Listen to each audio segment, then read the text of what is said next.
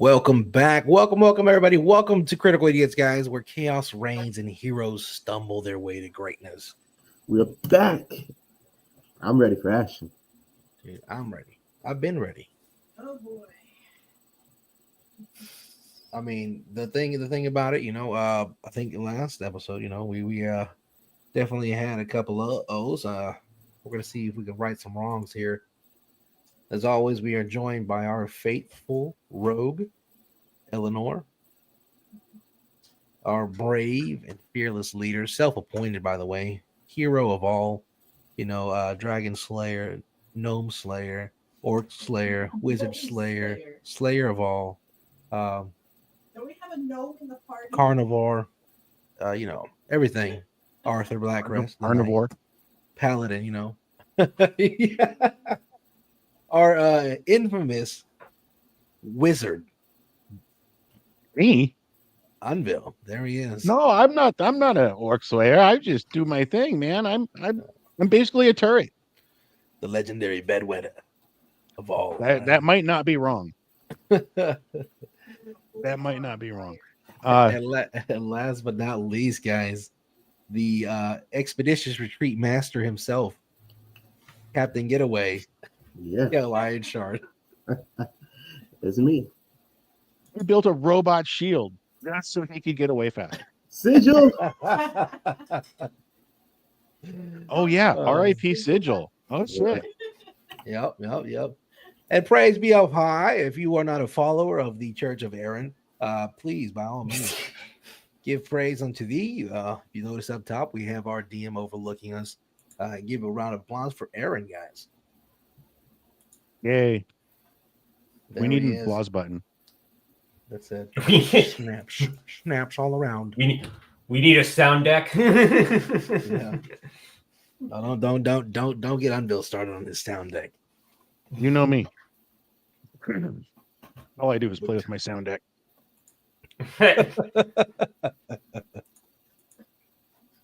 Oh my gosh. But yeah, no, guys, I'm ready. I've been waiting every Monday, guys. Every Monday you can catch Critical Idiots, guys. So make sure you tune in. We will be here. So Easy for you to say. as we approach the holidays, we hope everybody that is being safe. If you are traveling, guys, just you can watch the show later. We want you to watch it now, but if you're driving or something, by all means, just pause it and watch it later, right? Or watch it now. Yeah, watch it now. Who cares? Just put the audio on, right? Stay safe. It's more important you get where you're going. Exactly. Oh, exactly. Safety first. That's what we always preach, right? Says the man who set himself on fire. Oh, yeah. I forgot about that. Safety first. All right, Aaron, the floor is now yours. Okay.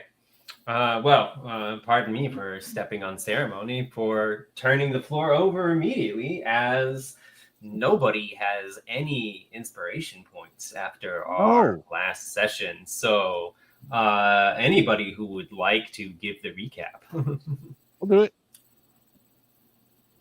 I need an inspiration because god damn it.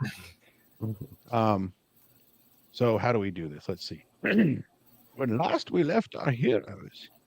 No, That was good. I liked it. I was ready. I was here for it. so we were all prisoners of the Underdark. And by prisoners, I mean we got down there, we fought our asses off, we tried some creative ways to kill tentacle monsters that drug us into the water. I believe Kael lit himself on fire and threw himself towards a monster once or twice. He did lose Sigil, Rest in peace. his automaton. What is it? Automaton. I think the word you're looking for is platonic friend. Okay. That's close. I mean, it could have been more than that. Who knows? Unville barely made it out the first time. Usually I survive these things. I did not this time. I mean, I did survive it, but thanks to the grace of Arthur, Eleanor got swallowed up by a thing, went inside and hacked and slashed her way out for an epic win. I think that should just gain my inspiration point. I might give that to her later because that was pretty cool.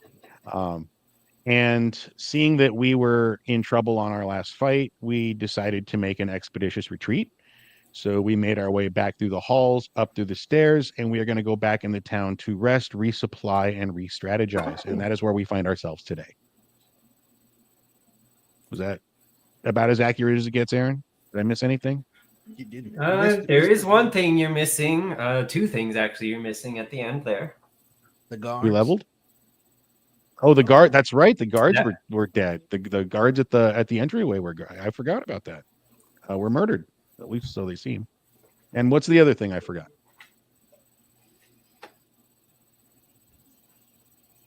We did level the guards.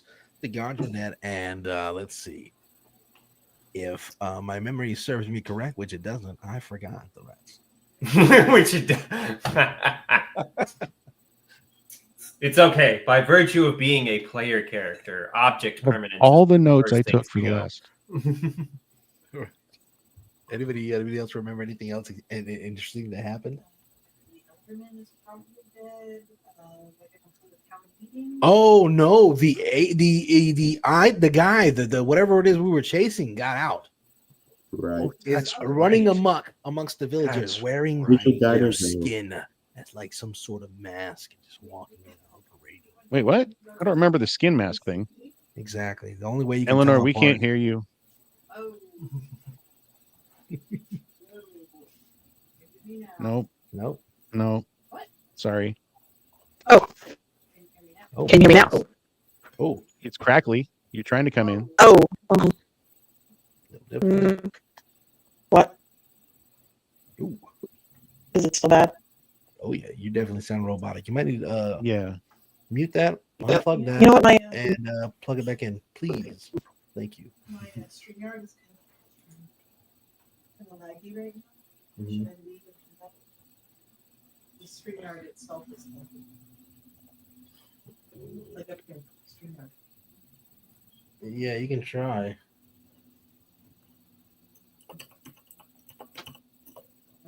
All right, but did we get everything there, Aaron?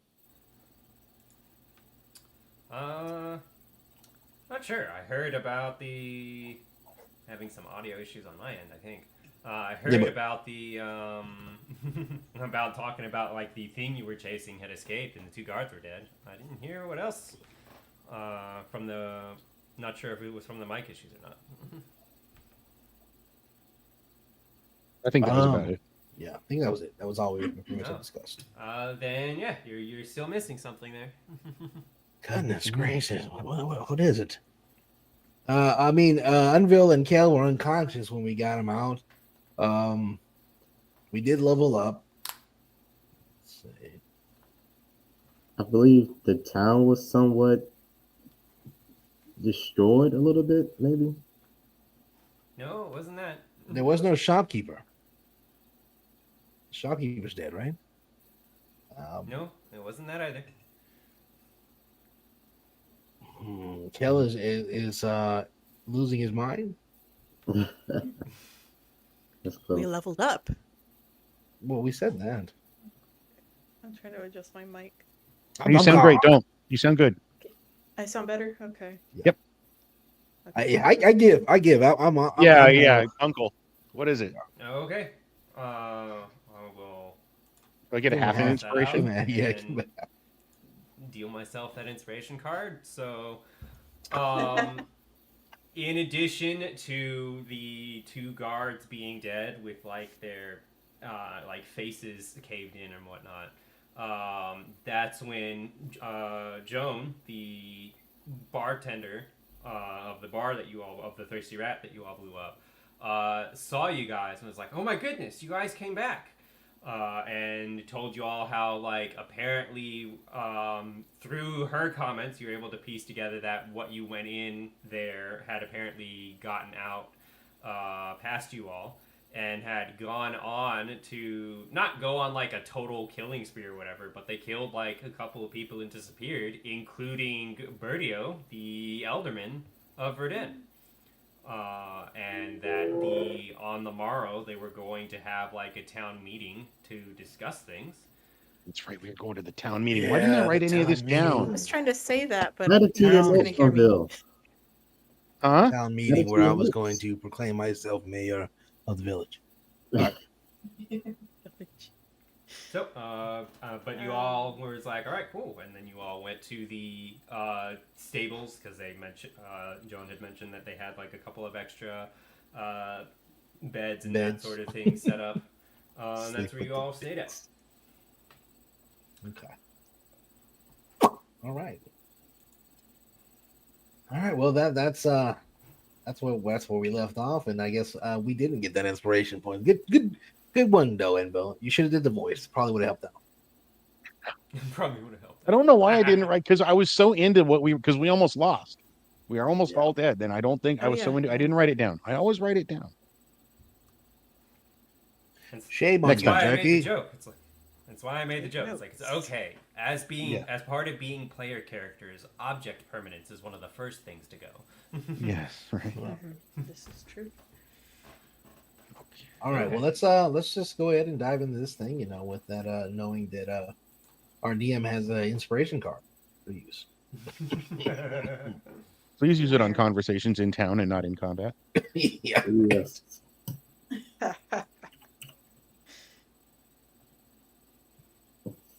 Let's see here. We want. Okay, so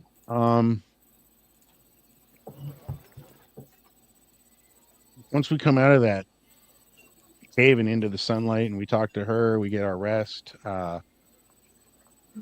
Unville just falls asleep. He's just been exhausted. It's too much. And I'm really waiting for Arthur to wake up so I can tell him that. You're gonna tell me you fell asleep? No. All right. So as always, I'm sleeping there comfortably with my shield upon my chest.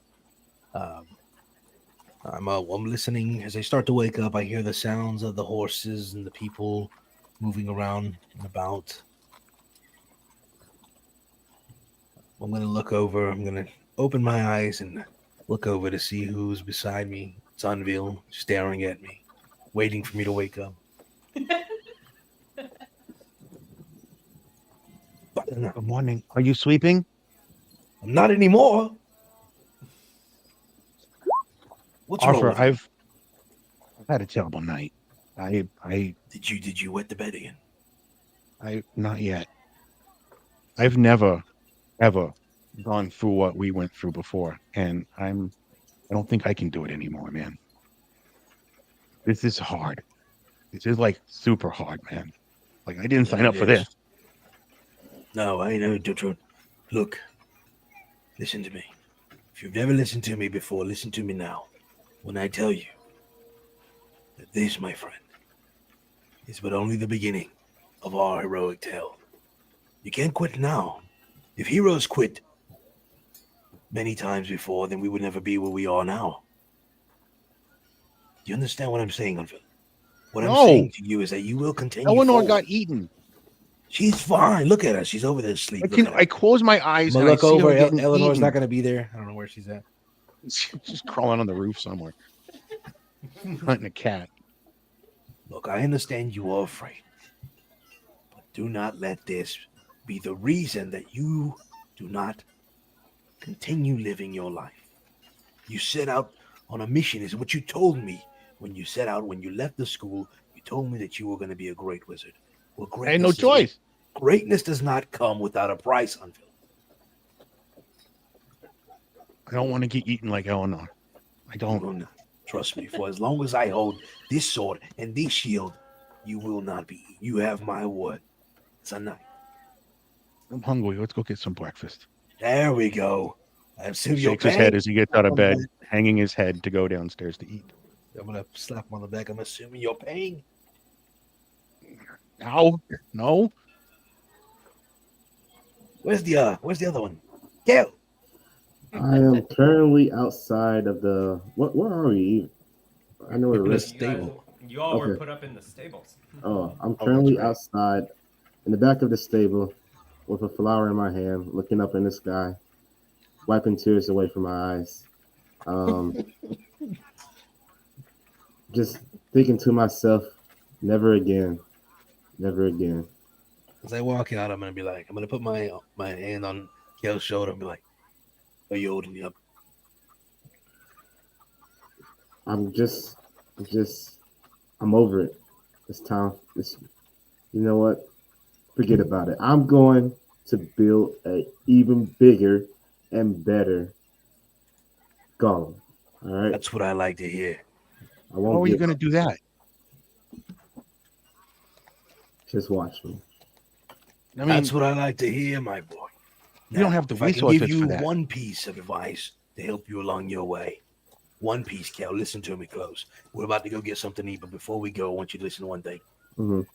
One piece of advice that will help you on your travels. Never sleep in horse dung. All right, let's go. I'm gonna kind of look at the back of his shirt. I'm like,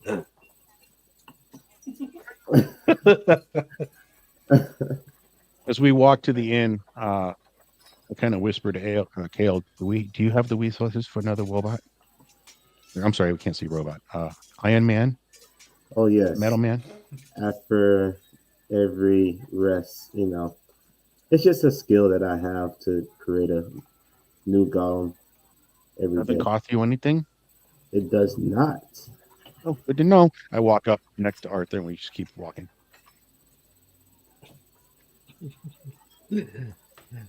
Cal, make sure you check your mic real quick, bro. Okay. All right, so Eleanor. Oh, I'm just now waking up after having a horrible nightmare. Being swallowed alive. Ugh. No, the guards and the eldermen were telling me we have to go kill this monster. What? I'm gonna kind of look back. What? What are Where are you? you at? Are you in the hay? Where are you at? I'm still in the barn. You guys ditched me. We don't see you lurk. You just lurk so much in the shadows. We don't know you're there. Just Just hiding follow somewhere Arthur. in the rafters. Just I'm I'm on the like, ceiling somewhere. she heard they. You spoke to them? Did you? Before we went down, you spoke to the Undermen. You said you spoke to them. They told you to do something. I'm not with you guys right now. I need to go catch up with you guys. Okay. I thought you were talking to us when you was talking. No, I'm Oh, okay. You were just giving I'm content. like Okay. thinking. Yeah. Thinking I out need to loud. go Okay. find you guys because you guys All right. ditched me in the barn. All right. Well, where can we procure something to eat, Aaron? We're gonna look around. We're gonna do a quick check. With the absence of a tavern, you'll have to probably try your hand at the marketplace. Well, on to the marketplace, then, shall we? Let's go. Uh, I need some resources. For that, however, I need Unvel and Eleanor to roll me perception checks. You got Boy, it. let's see. Perception. Shit. I'm usually as perceptive as they come. Oh no. Yeah. Jesus, you groggy bastards, wake up. I'm We still didn't get to the waking beer up. cart yet. Tired. It's daytime and I'm tired. I was like, smells great. Except for So you, is my wife, Kel. Eleanor. Oops. I need some soap, don't I? We all do. We haven't bathed in days. Well, the shirt you're wearing doesn't help out. You're right. Unvel, it doesn't hit you until after you've left the barn and you're like looking for some place to eat and you're like, darn, that's right. There's no tavern now. It doesn't hit you until after that. There was a distinct lack of sieve and wagon in the barn. In the Hey, where's our driver? Who? Our driver. Steve. Steve. Who's Steve? Steve. That's what I said, Remember? Steve. We need to buy him a tea. Oh, where? Oh no, where? You guys, I'm sorry, I have to drop out of StreamYard for 1 second. My roll 20 won't reload. He must have left us. Kel. Oh, quite. The guy you gave all the gold to that I plan on stealing back, he's gone, and his gold is too. Dang it! I think you said the You're not curse telling out me there. you're gonna steal it, right? You're not telling tonight. No, I was muttering out loud, so you probably did Oh, hear me. Yeah. okay. All right. Well, look. Obviously, a lot of stuff has happened since we've come out of the Underdark. Let's see what's going on around the with the town folk. All right, let's go. As we look around, what do we see, Aaron? Kael, I want you to keep an eye out for magical items, things that'll be of use to us. Well, you don't see those. Okay. Well, because can he use like his Arcana or like sense? I think I have an ability for that. It's called Identify. Maybe. Let's see what it does. Hey man, it'd be nice if you had a 100 gold piece pearl on you. I would love that. Sorry, That's I'm back. something I'm looking for, actually. All right. Well, okay. I'm going to tell Unville as well the same thing. I'm not sure if I'm Eleanor's back. caught up yet to us. Say what? When we go out there, I want you to make sure that you keep an eye out for, genuine magical items. Something that's going to help us, give us the advantage. Because frankly, you and that stick isn't helping anyone. Right. I look at my hands. I'm like, what about everything I've cast for you? You did great, but I want to make you greater. Plus, we could all use some new clothes. Am I right? New armor, new gear. Magic missile up your ass. Yeah, I definitely need some new gear and some new clothes. What is Yeah, happening? me too. All right. Well. I suppose the first thing is let's get something to eat. Anybody smell anything good? I smell Kael needs to change his shirt. That's first on the list there to get him something to wear. Yes. Okay. Yeah, I'm going to cast well, let me see the range on this thing before I do anything. I'm just gonna cast magic missile into the ground. No, you dork. Detect magic. What is the range? Oh, self. So I guess I can see anything within 30 feet of me. Okay. Yeah, I'm gonna use a spell slot and cast detect magic. Okay. Describe for me what it is like while you are casting detect magic, presumably in the middle of the marketplace. Oh, I like to use my fingers to cast, like my hands. But I do, yes, you are correct. We are in the middle of everything, so I'd like to kind of keep them down by my side as much as possible, like as nonchalantly casting as possible. Maybe look like I'm scratching my head, abracadabra, hocus pocus. This is itchy. Okay. Look like I'm having a fit. So as a sorcerer, you should have the ability to spend a sorcery point to not look like you're casting a spell when casting a spell. You do need to do that in order to get away with quietly casting a spell and not looking like you're casting a spell. Because part of spell casting is there has to be an intent for casting a spell, like a very clear, obvious intent. Which is a really roundabout way of saying that, like, people will notice if you cast guidance in the middle of a conversation before trying to make a sales deal with them. You will give me this at a discount. Yeah, exactly. Okay. Yeah, I didn't see that in the sorcery point. So yes, I would love to spend a sorcery point to see if or to make sure that they can't detect me casting. Yeah, because That's a otherwise wonderful there's gonna be concern in the street. So yes, I would like to use my sorcery point to try to shield myself from being noticed. Okay. Let's see here.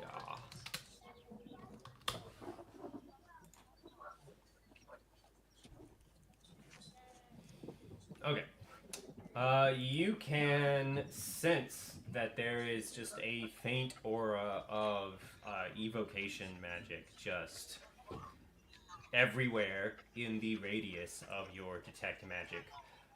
But you're already pretty confident that that faint aura has to do with like what you've heard about like how Verdun came to be. Like somebody's ancestors saved saved Gwyneth forever ago, the unicorn, and Gwyneth has blessed the region ever since, which was part of the whole reason why I was like, hey, we really need you to get the unicorn back. So like you're pretty confident that that's what you're detecting is whatever Gwyneth is doing. It's left an aura of evocation just on the land. Okay, an aura of unicorn leavens. Sure. Okay. They smell majestic and full of butterflies. Cool. I like that. Yeah, so I turn to Arthur and I tell him there's nothing out of the ordinary that I see. We should first eat and then let's go hit the weapons shop. All right, so we're just gonna see. We're gonna look around and see if we can just grab like some kebabs or anybody's got like something to eat on the go. We don't really have time Unville to is sit down. frantically looking for ale. We don't. Oh my God, it's a young boy.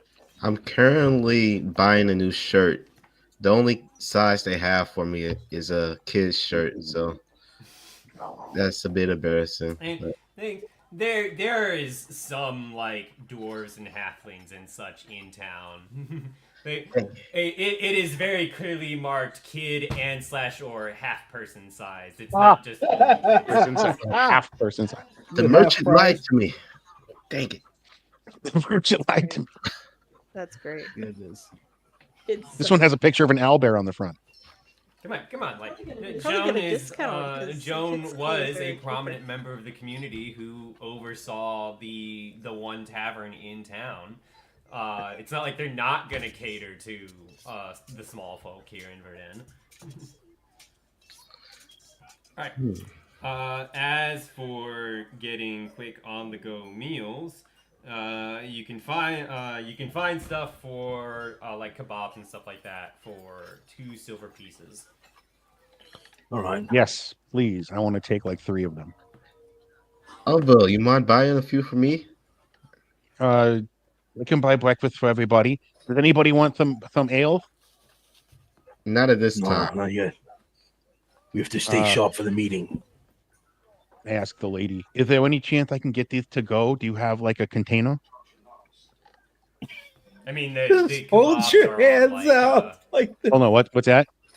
It's like the kebabs are like on like regular wooden sticks. They're not like on like. Oh no, I meant the beer. Oh. How many beers are you buying? 3. Okay. Had a tough night. I had a tough day before. I'm having some beers. Yeah, Unville found out he doesn't for mind every beer you're getting, it's 5 coppers. But give me 1 second. In addition to the 2 silvers for a kebab. Okay, 4, 6, 8. I wonder if you're gonna give him like a disadvantage while he's drunk. I'm not drunk. I didn't drink them all. I want him to go. No, I'm saying I want to be down in that dungeon and be able to have a fucking beer. Oh, old ale. God, this is so hot. Where is that? I know it's here.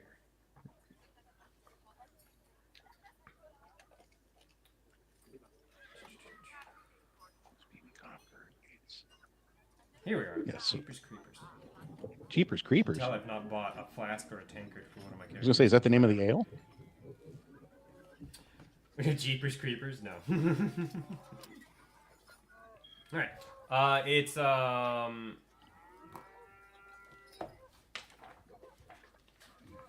where it's Alright, it's 5 coppers for the ale. If you want to keep the tankard, it's another 2 coppers. Yes, I do. Okay, then yeah. Minus 21 is 51. Cool. And yeah, I already paid for the meat on a stick. That's nice and tasty. Okay. But yeah, no, maybe I could find a better stick. You I'm mean telling this to besides the Arthur. one with meat on it? I meant my staff. Yeah, I know. He knows. You see, God damn it. Absolutely messing with you, yes. I heard the rim shot. So yeah, I tell Arthur, I need a better stick. It didn't work. Well, let's look for one then, shall we? So I always follow you. Where are you going? All right, we're gonna look around. I'm gonna look for the merchant that closest merchant that's selling weapons. Okay.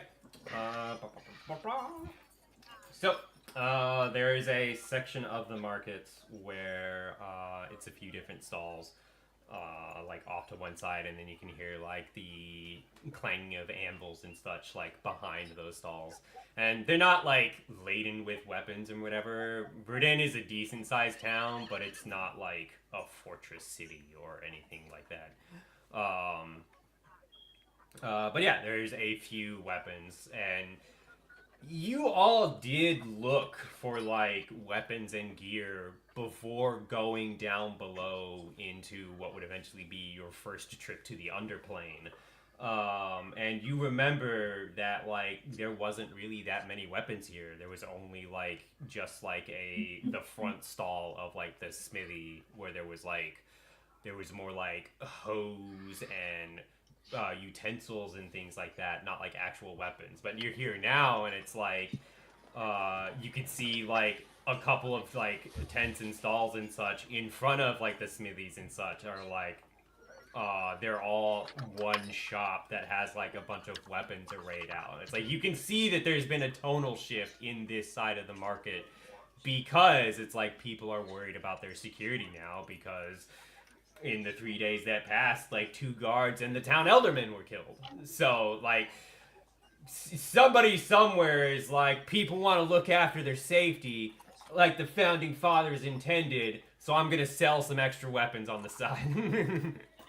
Makes sense. The right to bear two-handed stabs.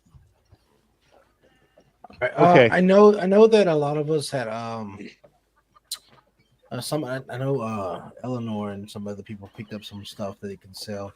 Maybe like, whether you have anything you want to sell. I'm gonna look. I definitely do. I have a book that I want to sell, the Wizard of Oz book. In fact, um,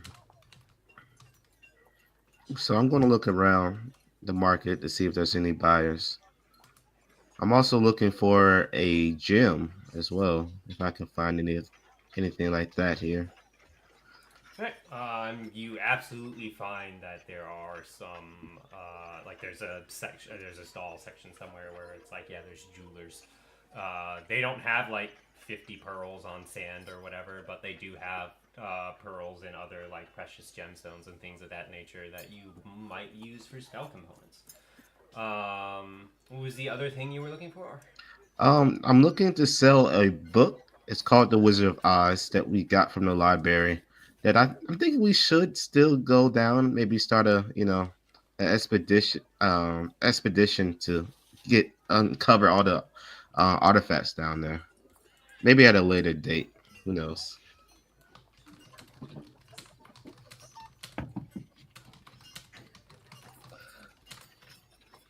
All right. Let me approach a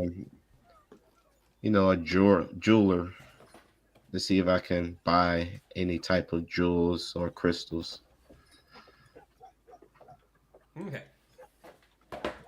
So, next to the jewelers, there is like a small stall of books. It's probably the smallest stall that you can see in the shop or in like the market area.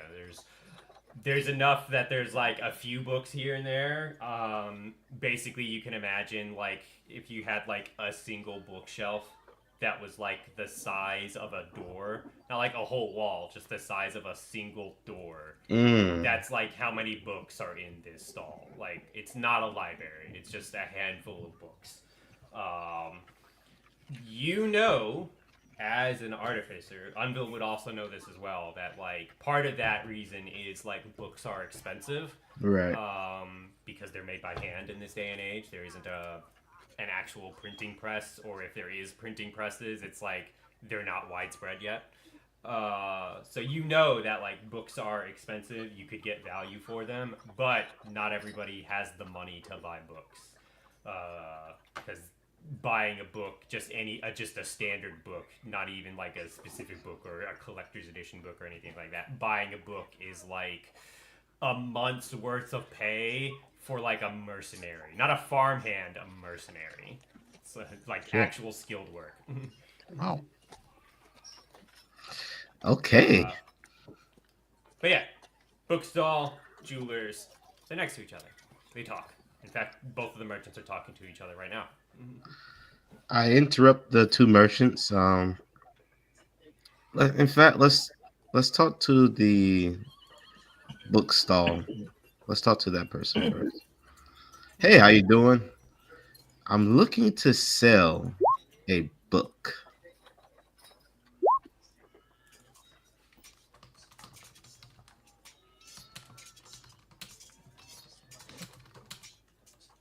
And I unveil the book that I have in my pouch and slam it on the stall. Only if you do that sound again that you just made. You heard. I saw the dust go off of that book when you did that. Yeah.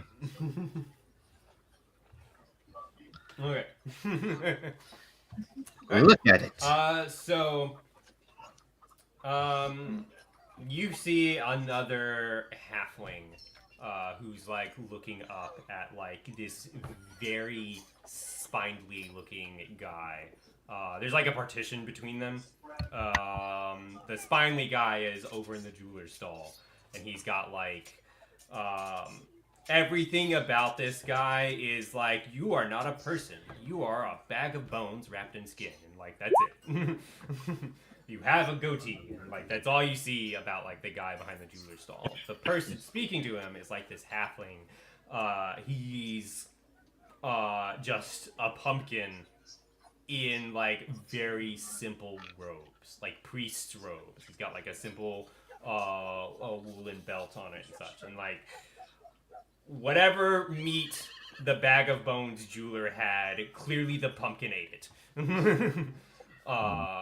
And like that's just how big and rotund this halfling guy is. And you don't know what they were talking about, but at your interruption and then slamming the book, the halfling looks up and is like, "Oh, I want to sell a book, eh? Ooh."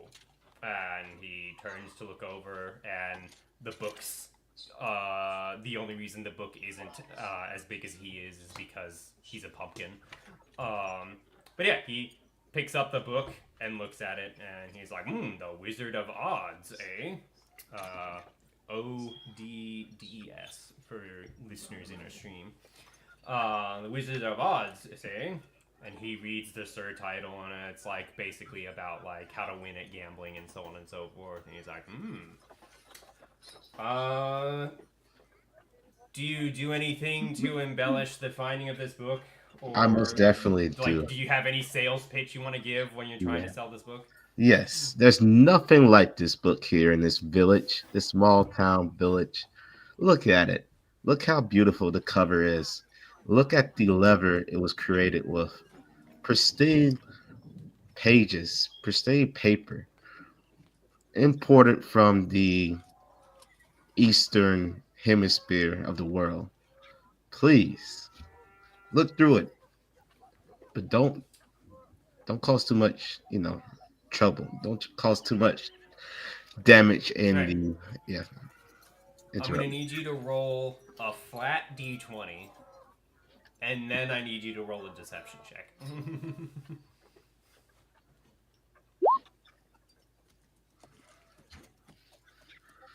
Alright, the book is not as remotely damaged by you setting yourself on fire as it could have been. Oh, shit. I forgot all about that. Look at you, dude. Deception. It's right here. Not the best at that, so I'm already expecting. Oh, that's not too bad. Okay. So, um, you've never seen elements of horticulture give you the side eye before. And that may be because you're a rock gnome. You never expected a salad to give you the stink eye before.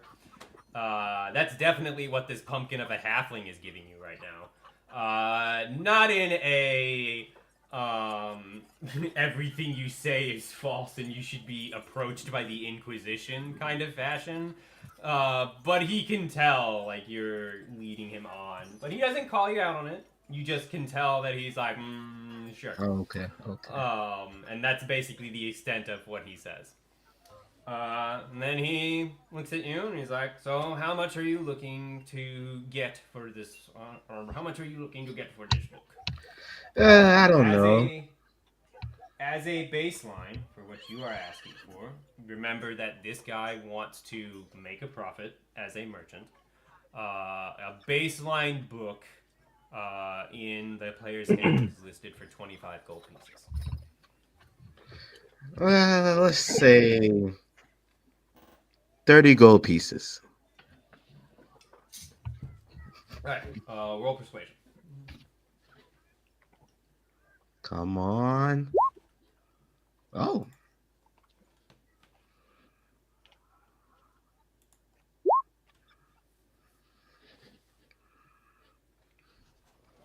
Right. Uh, he haggles for 20 gold pieces.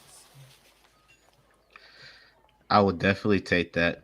I'm not even gonna try to haggle even more. I was No. in, Very well. He's surprised, but he's like, done, and holds his hand out to shake. Thank you for your business, sir. Yeah. And he sets about, and you see him go into like a drawer nearby, and he pulls out a whole bunch of gold pieces, and yeah, he hands you 20 gold pieces. All right. So I immediately go after or go to the next stall to look for a crystal. Um, the skinny guy, Yeah. it looks like a bag of bones. Yeah, so he looks like he's about to resume the conversation he was having with the pumpkin, but then he sees you like he sees you do the equivalent of like back out, rotate 90 degrees, move over one square, rotate 90 degrees, and move in to talk to him. Like he sees you do that, and his eyes like swivel in like the corner of his face. Then his head turns to greet you, and then the rest of him turns to greet you. And it happens in 3 distinct steps like that. Like, first his eyes watch you, then his head turns, and then the rest of him turns. And he puts his fingers up in front of him, and he's like, "Yes, you Oh wish my to god. purchase something that glimmers?" Kale gets a shudder down his spine and stutters before he speaks. Yeah, I'm looking for a jewel or crystal. What do you have in stock? My wares are before you. They glitter and glow, as you can see, in the sunlight rays. Could you be more specific in what kind of shine you are looking for? And his hands are doing like these elaborate motions and swiveling out like that. He's like, they glitter and glow in the sun. Can you elaborate on what kind of shine you are looking for? What is your most expensive crystal that you have? I have a crystal ball in the back, I believe. 500 gold pieces. Oh, is there anything, I don't know, around 80 to 200 gold pieces? Depends. What are you looking for? What is its purpose? I'm looking, I Spellcraft? am a artificer, as you can maybe tell. I'm looking to create a homunculus, and I need a crystal, that's worth around that has high quality, and that's worth around 100 to 200 gold pieces. Yes. I have something that could stand for that level of artifice. I can give you such a crystal for 100 gold pieces. Really? Can you show it to me? Certainly. And he weaves his hand and then weaves it back. And there's like a second table behind the first table that his wares were that was not there before. And you can see like higher quality craft and crystal work and such on that second table. Mm. And like you can see like one of the crystals is like calling to you. It's like this is like the perfect, here's a 100 gold piece crystal for doing your spellcraft. Not to draw too much attention to myself, I look at it. I'm like, I guess I tell the merchant, I guess let me inspect that one, the one you just made mention of. He plucks it. He does not take it, he does not lift it. He plucks it from the perch as you would an egg from a nest. And he doesn't like hand it directly to you. When he plucks it, he swivels his hand out and holds it for you to see. Hmm. And then his other hand comes out. It was not in a pocket. It didn't go to a pocket. His other hand comes out holding a jeweler's eyepiece. It was not in his other hand before. Like you saw a moment ago, he was just like tenting with his fingers here. And then when he plucked out the crystal in question, his other hand came forth and it had a jeweler's eyepiece. Hey, I love this guy. He's disturbing to me, but okay. I grab the eyepiece. I look at the crystal. I see that it is the perfect crystal that I need to create this homunculus. Roll But perception for me, please.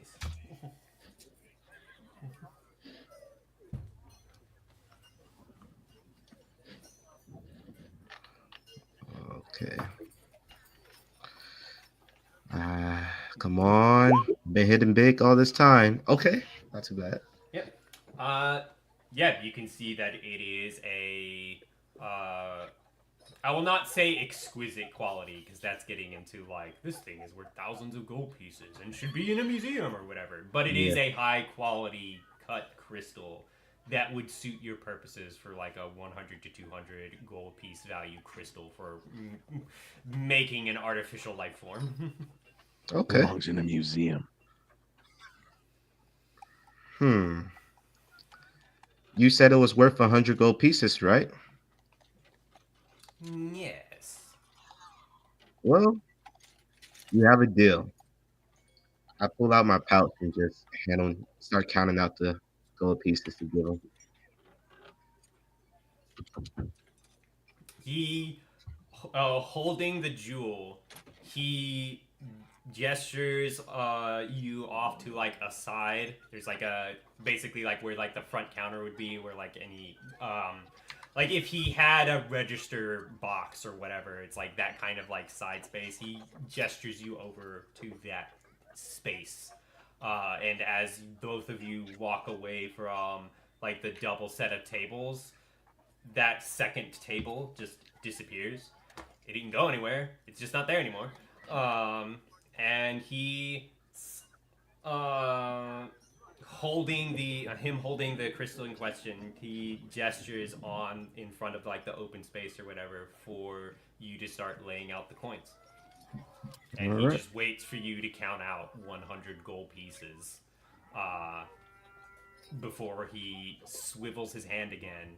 This time, holding it out further for you to take the crystal. Okay. I take the crystal. Thank you for your business. And from there, I just skip to wherever Unveil and the night was. Yep. Uh, Where's El? as you Do I see? after you take, I'm sorry. no worries. Yeah, after you take the crystal, that's the same hand that was holding it swivels back and then sweeps across the gold pieces, and they're gone. Yeah, that's a weird person. I don't know. I don't know about him. I look around. Do I see Eleanor anywhere? Is she Yeah, with she's us standing now? right behind you. Oh Okay. yeah, I'm standing there Um, quietly. l- looking at the weapons merchant, I ask him. I pull out my two-handed stick of truth, just the quarterstaff, and I'm like, "Do you have anything better than this?"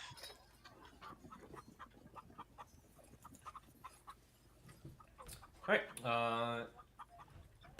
The smith looks at your regular wooden quarterstaff, and they give you a quizzical look for a moment, and then they ask you to elaborate. Like, do you mean like masterwork quality quarterstaff, or like I When can I direct you to a sword, but I don't think that's what you're looking for here.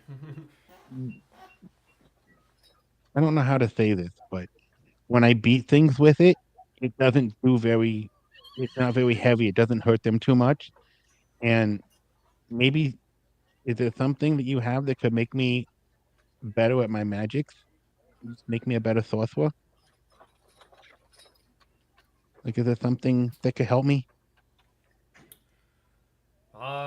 I'm afraid we don't really have the means or the time of making magically empowering or magically empowered weapons here. I understand. I understand. I thought I would at least ask. If my friends here need any kind of weaponry or armor, let me know how much it's gonna cost. I don't have too much money, but I want help.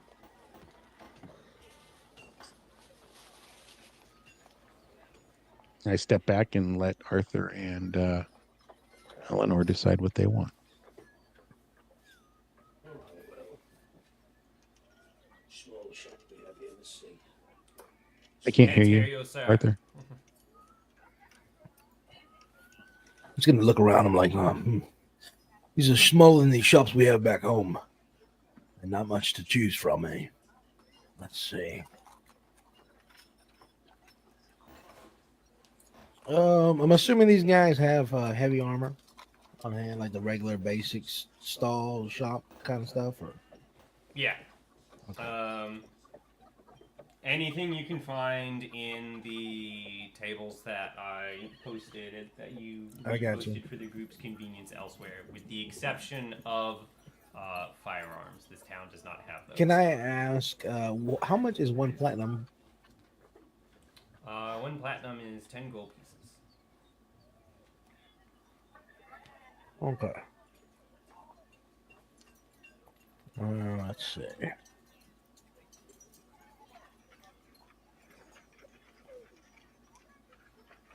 So armor's not Yeah. even an option for me without taking a penalty to my magic, Yeah. correct? No, I mean we don't even have enough Yes. money to buy a plate or splint of armor.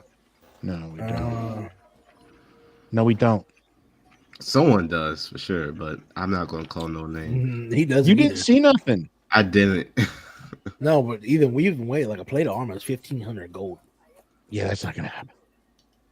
Jesus I'm just Christ, gonna we need look to at find all. a I'm chat. gonna look at. I'm gonna be like, let me get that's just me a wet stone and a blanket.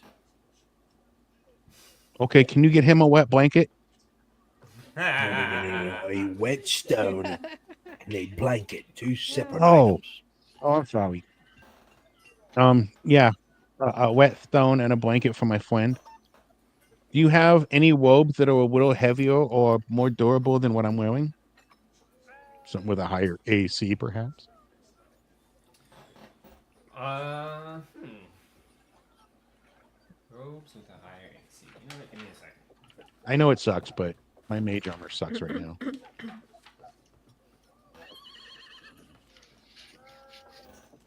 I am wearing my signet ring. I am wearing that. You know, I'm flossing a little bit of my lineage around. You know.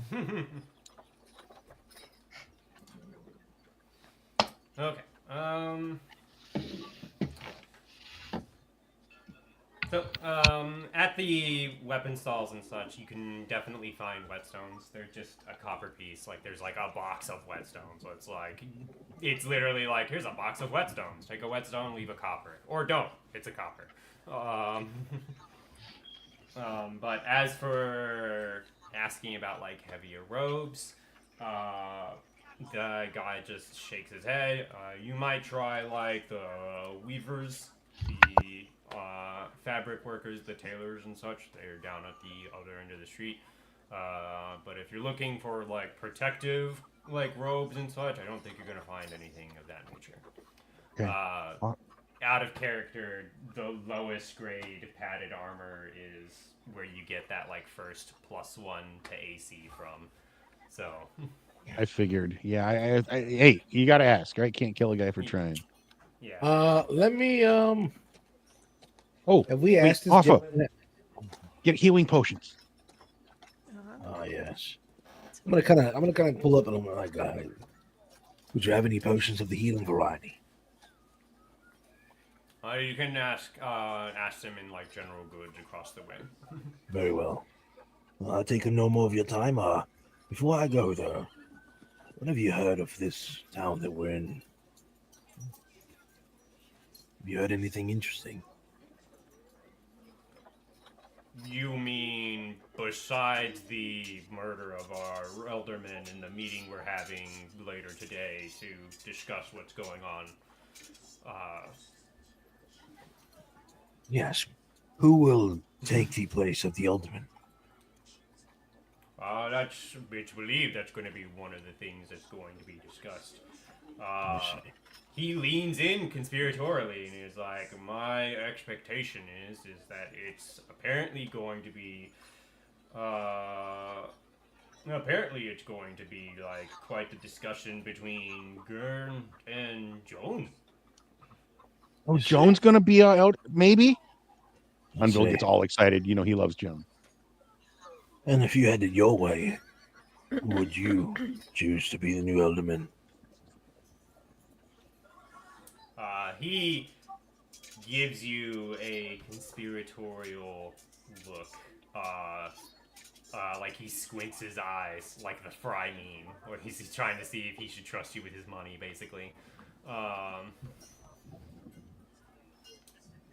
Roll. He's like, I'm not really sure. I kind of wanna see how things unfold at this meeting. It's not necessarily going to be like a per vote kind of thing. Well, yes, well then, even why, our hearts are merely thoughts alone, right? So, again, I ask you as a friend, with no interest in whatsoever the matter. If you had it your way, what way would that be? Since it's not a vote, doesn't really matter, does it? He nods and was like, I suppose that's true. I think Gern's done a lot for the community, but also there's that rumor going around that certainly he had something to do with Gwyneth's disappearance. Is there proof to that? Joan was one of the last people to talk with Bertio, and it said that Bertio and Joan kept each other's confidence, and Bertio often did his business as an elderman, seeing to folks, that sort of thing, in the Thirsty Rat. So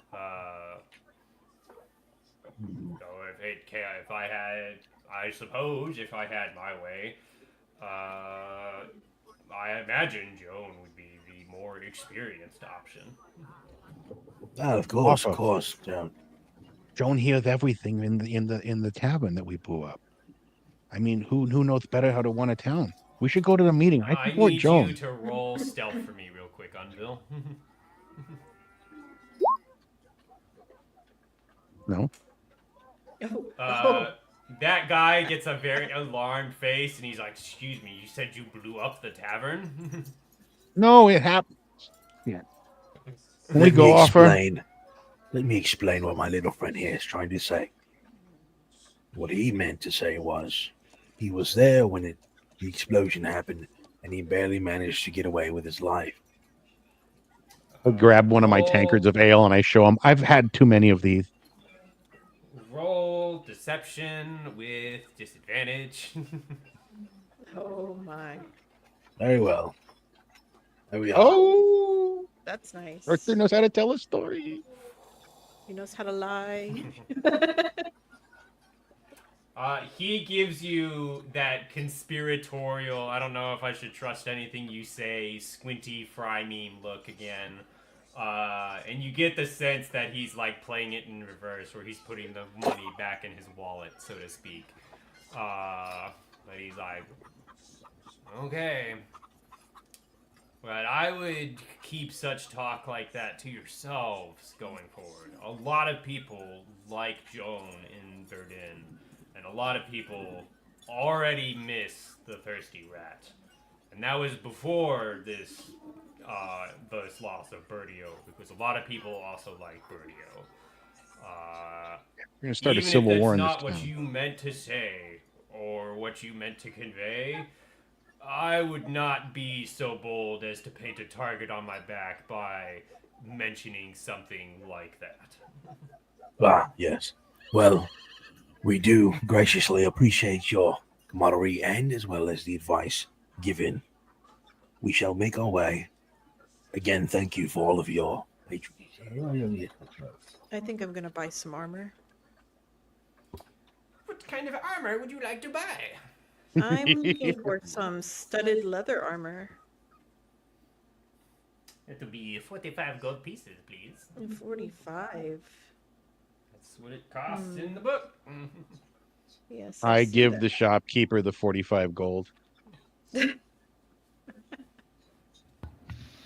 I mean, you're role playing for it. You're role playing it. You can haggle for it if you want. I was We did about it to for do that. Skyan. Why don't you give the 45 to Eleanor and she can haggle? I do hand her the That 45 sounds- gold, though. You hand Eleanor the 45 gold? Yeah, she wants to buy the armor. 45. You hand me the 45 gold. Yeah. All right, with that, Eleanor, we'll wait for you outside. I'm going to grab Unveiled. I'm going to put my hand on his head. And I'm going to swivel it facing the door. Let's go. Before more words Do you resist slip this at from all? your... Not at all. I follow him. He's bigger and stronger than me. Before more Okay. words slip from that mouth of yours. Don't worry. Eleanor, are you just handing over the 45 gold pieces for the armor? Hold on. Let me add Please this inspect to- the armor. Yes, I'm going to inspect the armor. Roll I'm perception. going to look it over really carefully. Roll perception. Perception. That's what he said. Roll. Perception. I'm No, looking it some of this over. armor's got a bunch of bumps on it. Wait, she asked Yeah, for you studded realize armor. It's like, oh no, I those are know. little studs. It's supposed Yeah. to be there. Oh, It's almost like this leather is It's studded. seems the leather is a little thinner in some spots than others. I don't know about 45 gold. Roll Maybe- persuasion if you want to haggle them for less than 45. Let's see. Persuasion. She just Oh. rolled sleight of hand. How did I? Oh no.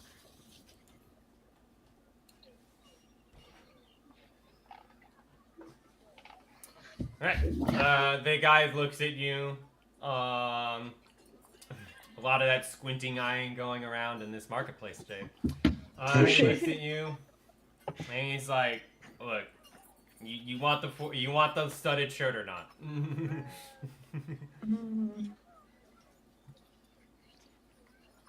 I suppose.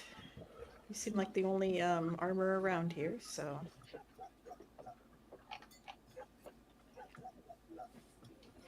I'll hand over the gold. He takes the 45. And then use sleight of hand.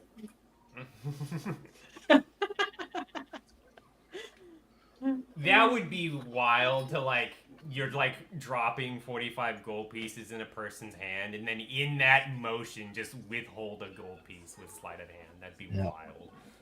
Well, she's a criminal. She should be doing criminal things. Oh, I mean, that's a good way to get kicked out of the shop, but You're a criminal, though. Or the town. you know what? I'll do it. Let's see. Oh, I failed. Look what you've done. You're the Oh criminal. no! We're Unville already has out. to run. Unville has to run around the corner of the tent and relieve himself. The guy stops as he's walking away, and he's looking at you, and he's like, "You wanna give me the rest of that, please?" Oh, my mistake. I thought that was all of it. And he collects that last of the 45 gold pieces, takes it, and hands you the shirt in a very "get out of my shop" kind of manner.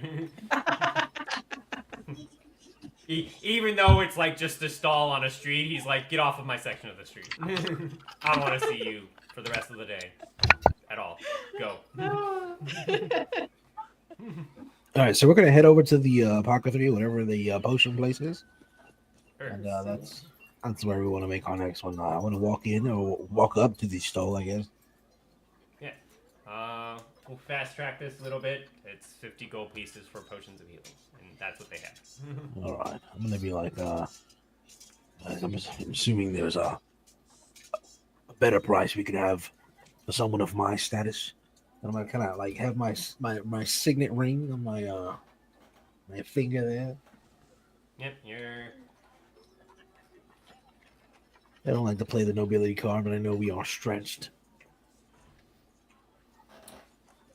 Roll me that persuasion, please. Yeah. You can throw in. Yeah. Please. Do you want some? Yes. How much? I'm back. I'm sorry. You good? All right, 10 gold pieces, and I Fortunately, throw we're in about the to go to that small break. wizard boy.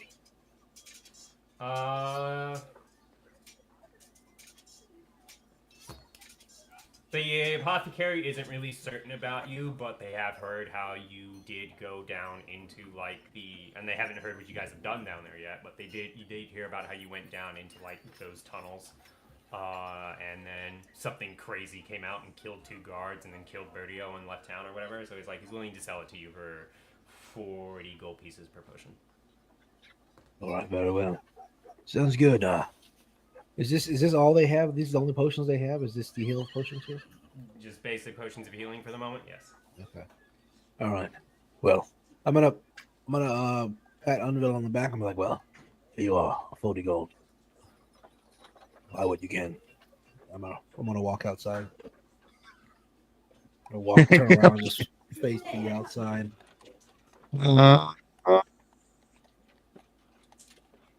Hold on.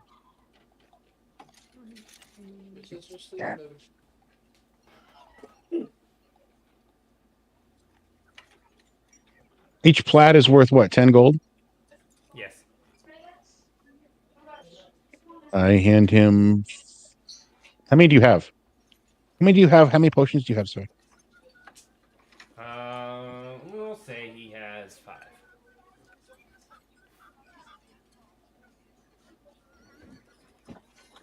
You don't need to buy all of the 5. Just buy 2. Yeah, I'm gonna buy 2. I hand him the 8 platinum. Okay. He's surprised to see 8 platinum coins. He's not that surprised, but he is surprised to see them nonetheless. You can see a bit of shock on his face, and he's like, cool. Pleasure doing business with you. Takes the platinum, he hands you the potions. All right. I give 1 potion to Arthur, and I keep 1 for myself. Cool. All right.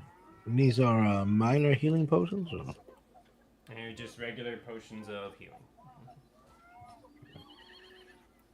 Or potions of... Yeah, regular potions of healing.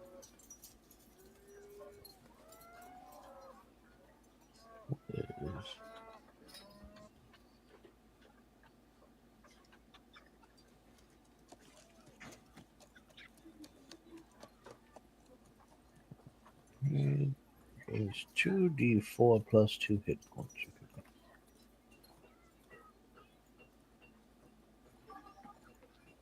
We should go to the town meeting so we don't be wait. Very well, let's head that way then.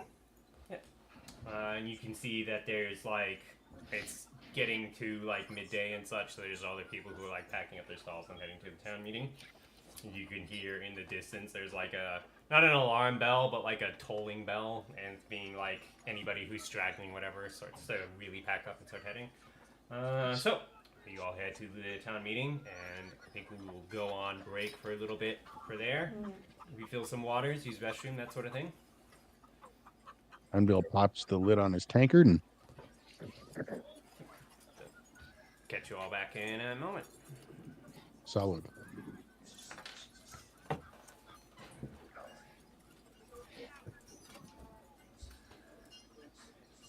Let's see. All right. Oh, guys, thanks for sticking around, guys. If you're just tuning in, guys, this is Critical Idiots, a show brought to you by none other than PNS Studios, guys. And if you enjoy this show and want to see more like it, if you want to see podcasts, maybe you want to talk about conspiracies, maybe you just want to get to hear some real life stories. We have shows that tailor to all kind of I guess interest. You can find those shows and more of our other shows at on YouTube at the PNS Studio. By getting to YouTube at the PNS Studio, guys, you can find a lot of our previous shows and some of the shows that we don't stream. So make sure you guys check us out. Also, tomorrow we will be back at it again, me and Spicy with our podcast, Fat and Spicy, guys, with our amazing producer Laws.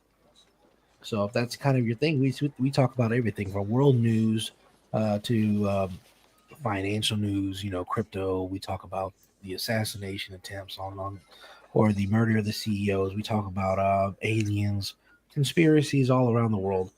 So if that's your cup of tea, make sure you join us tomorrow at 10:30 p.m. EST, guys, on Twitch. We stream on Facebook and we stream on YouTube. Okay. Um, Again, that is YouTube channel at the PNS Studio, guys. So make sure you go like, share, subscribe, and if you can, leave a comment. We love responding to you guys. Last but not least, guys, if you are enjoying our DM Aaron above and you want to give him a little bit of love, a little taste of what it feels like, a little taste of the glory, head on over to buymeacoffee.com/avidgamist. That's buymeacoffee.com/avidgamist, where you can donate straight to him, guys. And he will get that and he will use it to better himself. And of course, Christmas being right around the corner, we want to make sure that he's taken care of. So, as always, make sure to subscribe. Right, if you're tired of those ads, guys, on Twitch, if you got if you're on Twitch, you want to subscribe. If you're tired of seeing those ads, all you gotta do is subscribe, guys. And if you have Amazon Prime, you can give us a free subscription where it doesn't come out of your pocket because you're already paying for it.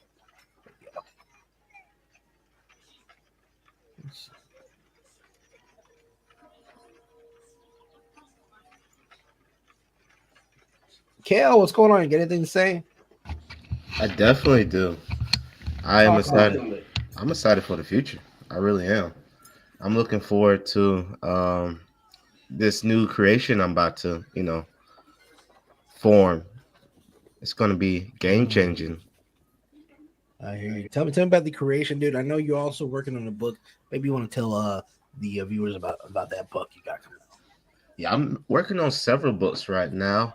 It's going to be a series. The name of it, right, is called the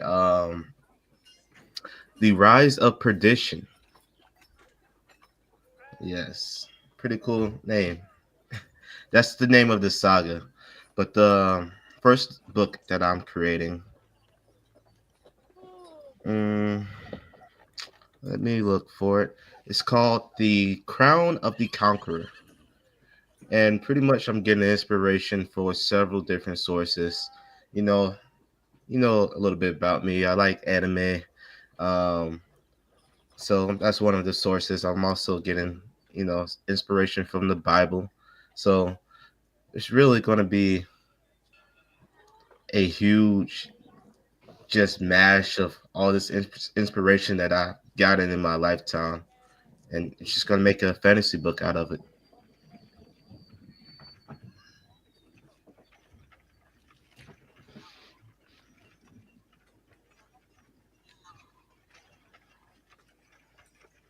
Let us let us know when that comes out. We'll be in the Fat and Spicy show to promote it. Thank you. I would appreciate that. Yeah, Currently still in this draft phase, but I'm getting there. Just started this year. right on.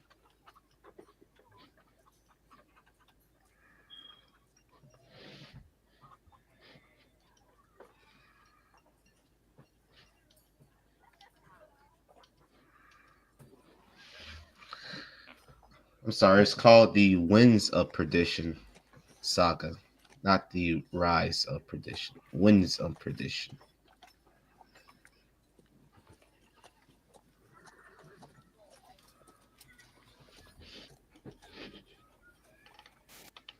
How long have you been working on it?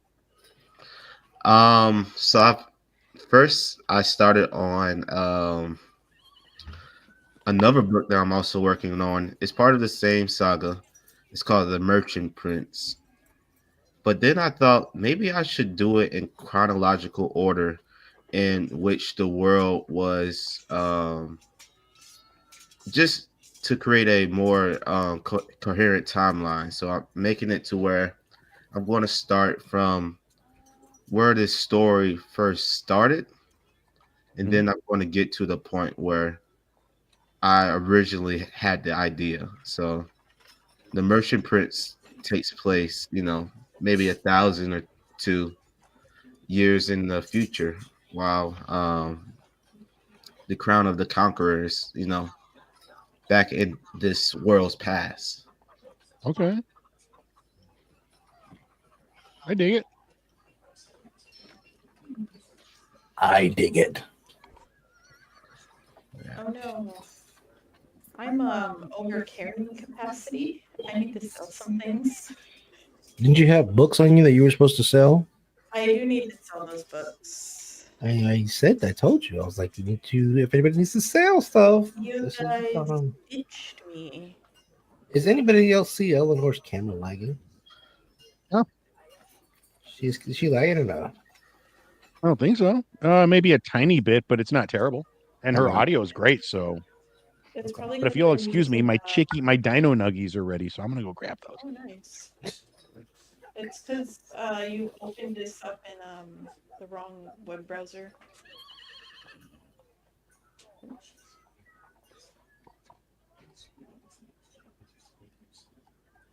All right. I am excited, guys. I don't know if we're gonna see much action this round, today. Looks like we're gonna be in for like a bit of a back of story time, which I am all here for. So I love the story. What do you think about that shopkeep kill? Yeah, he was creeping me out for real. I was just looking at him. I'm like, this guy isn't normal. He definitely isn't. You don't think he's normal? Yeah. That's fine. And I had plans on just disguising myself and just stealing everything he had, but I thought maybe not this guy. He may not be the one I want to try. You could end up in a hole. Me with you. Yeah, you could end up in a hole somewhere. Right. Well, You should have brought me with you. I was thinking Eleanor should get in there and pilfer some shit, but if he can make a table of shit disappear, he can make us disappear. Right. Oh yeah, that's true. Mm-hmm. I don't want to deal with that. For all we know, he could be a god. Mm-hmm. You know what I'm missing? I'm really curious to see this town hall meeting, though. What's wrong with the cat? It's the cat. It was the cat all along. I need to sell some things, though. Who knows?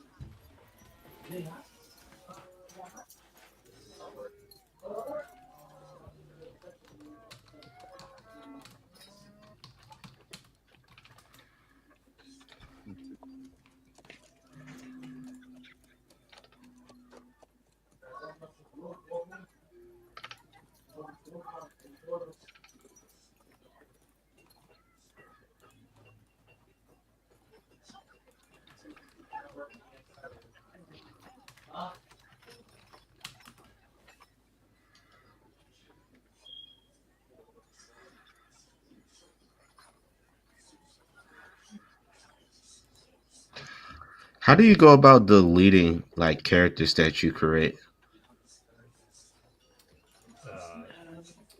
Usually with extreme prejudice. No. You right click them, and you should have a menu that pops up, and one of them is like remove from game or delete. Yeah, so my right click doesn't really work here. It just, it pops up the do you want to save, print, cast, or copy? Okay, let's see. I did this the other day. Hold on. You open up Roll20. You want to go to, where is it? Tools and characters. All right. Okay. And it should have a list of your characters. If you want to delete one, you can click the little trash can on the character. All right, I'm back. We're back. You're back. We're all back. Hmm.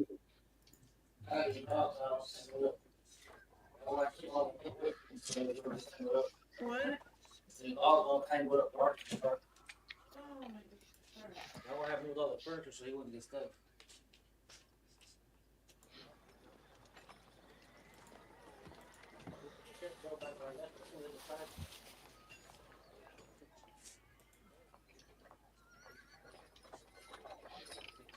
All right, are we ready, guys? Or? I'm ready. All right, let's do it.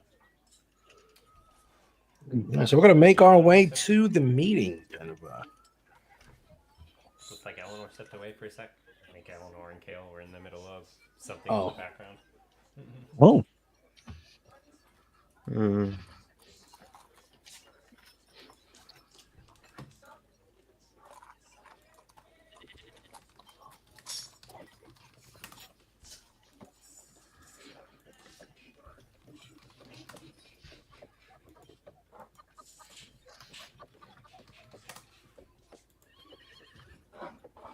Can you download Roll20 to your computer?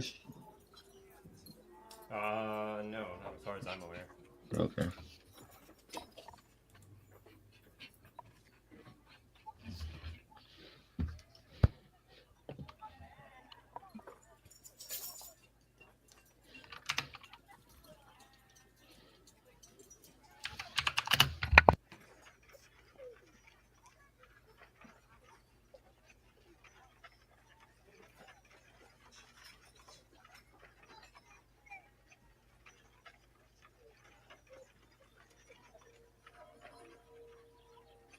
Devin, it looks like there is a downloadable PC app, just in case.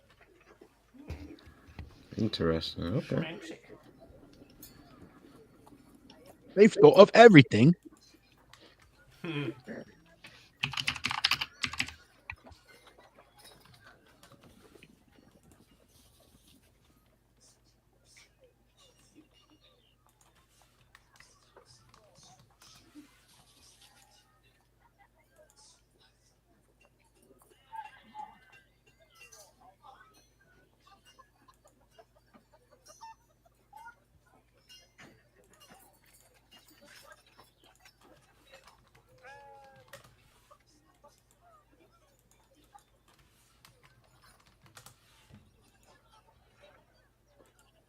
I need to sell some of this stuff.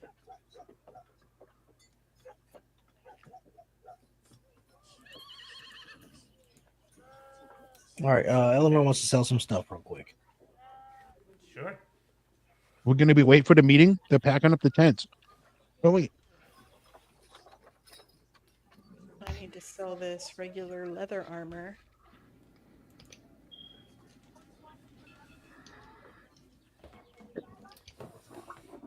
You can sell it for 5 gold pieces. 5 gold.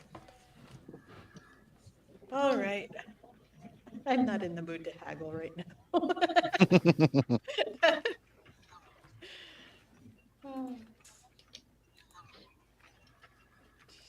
And the guy gives you 5 of your gold pieces back and takes your regular leather shirt. And then it's like, all right, now get off my street. I don't ever Now want to get see you off. in front of me again. Um,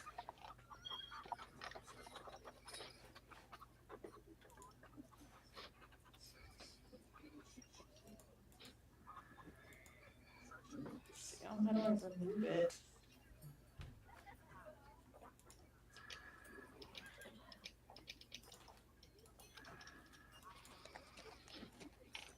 How do I take it out of my inventory? Ah. So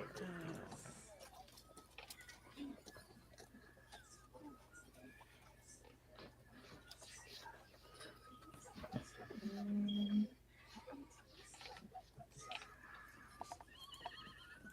okay. So going to your sheet, you go to the bottom of your like listed inventory items and stuff like that. yeah. You'll want to hit the small pinkish button on the right side underneath all of like the column of weights. It looks like a padlock.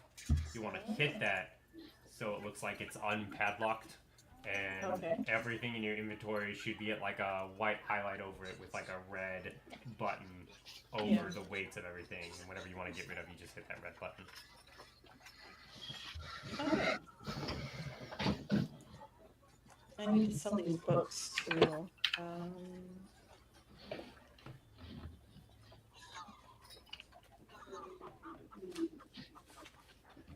I have 9 books to sell.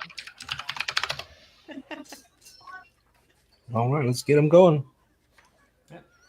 If you don't want to haggle, you can sell each of them for 15 gold pieces each. Okay.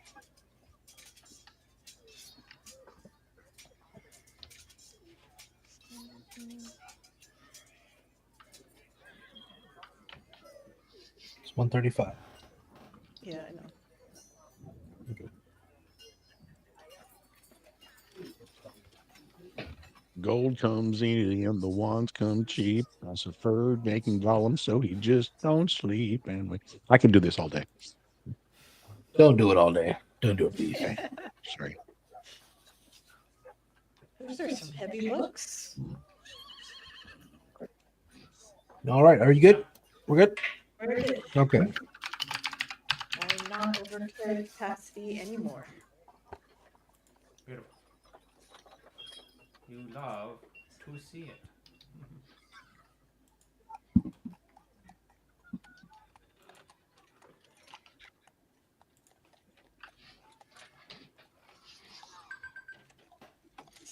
Okay.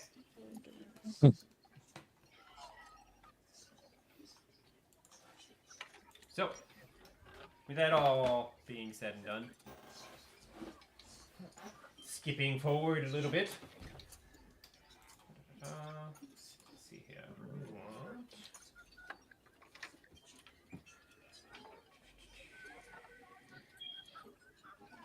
Oh, yeah, yeah.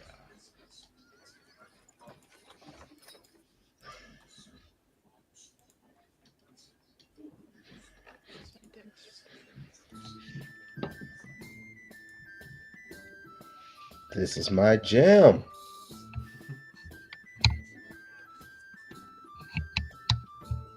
Loot jazz is totally my jam.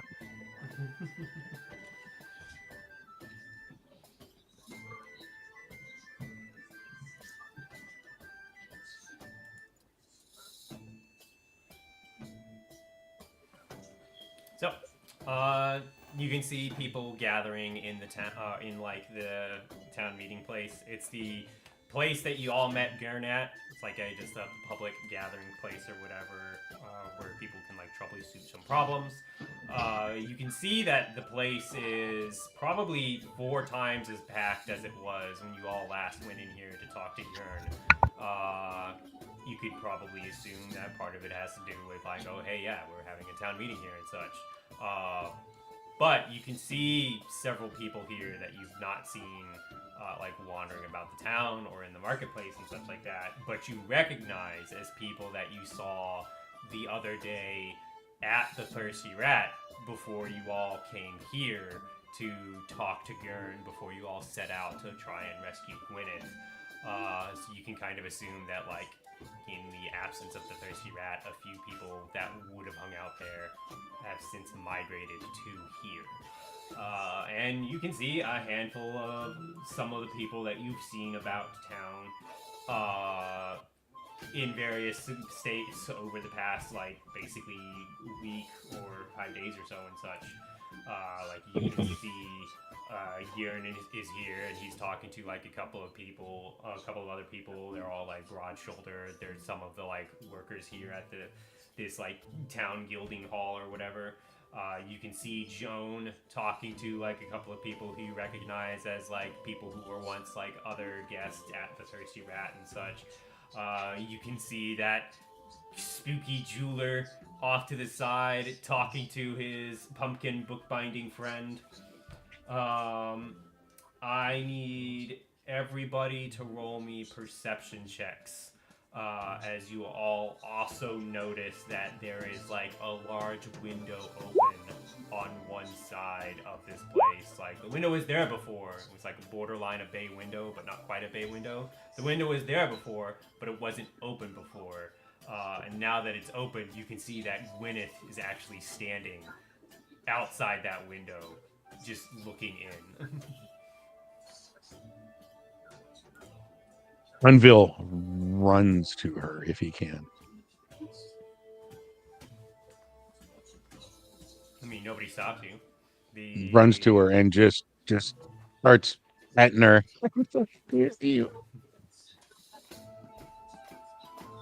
Okay. Eleanor, you notice that there is a black cat lounging in the rafters of the hall here.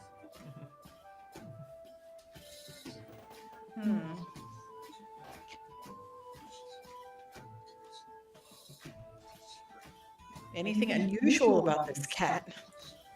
It does not have. It just looks like a normal black cat to you. But you can see that it's, like, clearly, like, asleep in the rafters, or at least it looks like it's asleep in the rafters. It's like a good 10, 15, almost 20 feet above you, so you can't, like, quite see or get a good look at it or whatever. But it just looks like a normal cat. Yeah, just say out loud, how'd that cat get in here? Do you, like, shout it, or do you just, like, No, like, just out? to anybody from our party that's around me. Just how'd that cat get in here? A cat? What cat? Look up. And I, like, point at it. Don't wake up the kitty.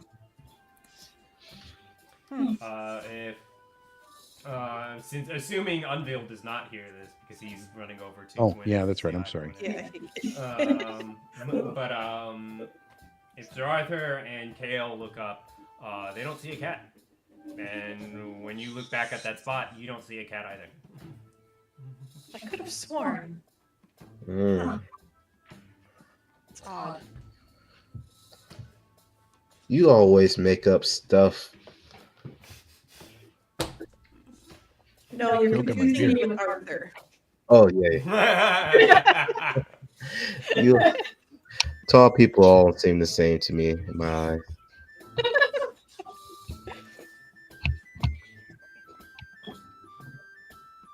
Okay.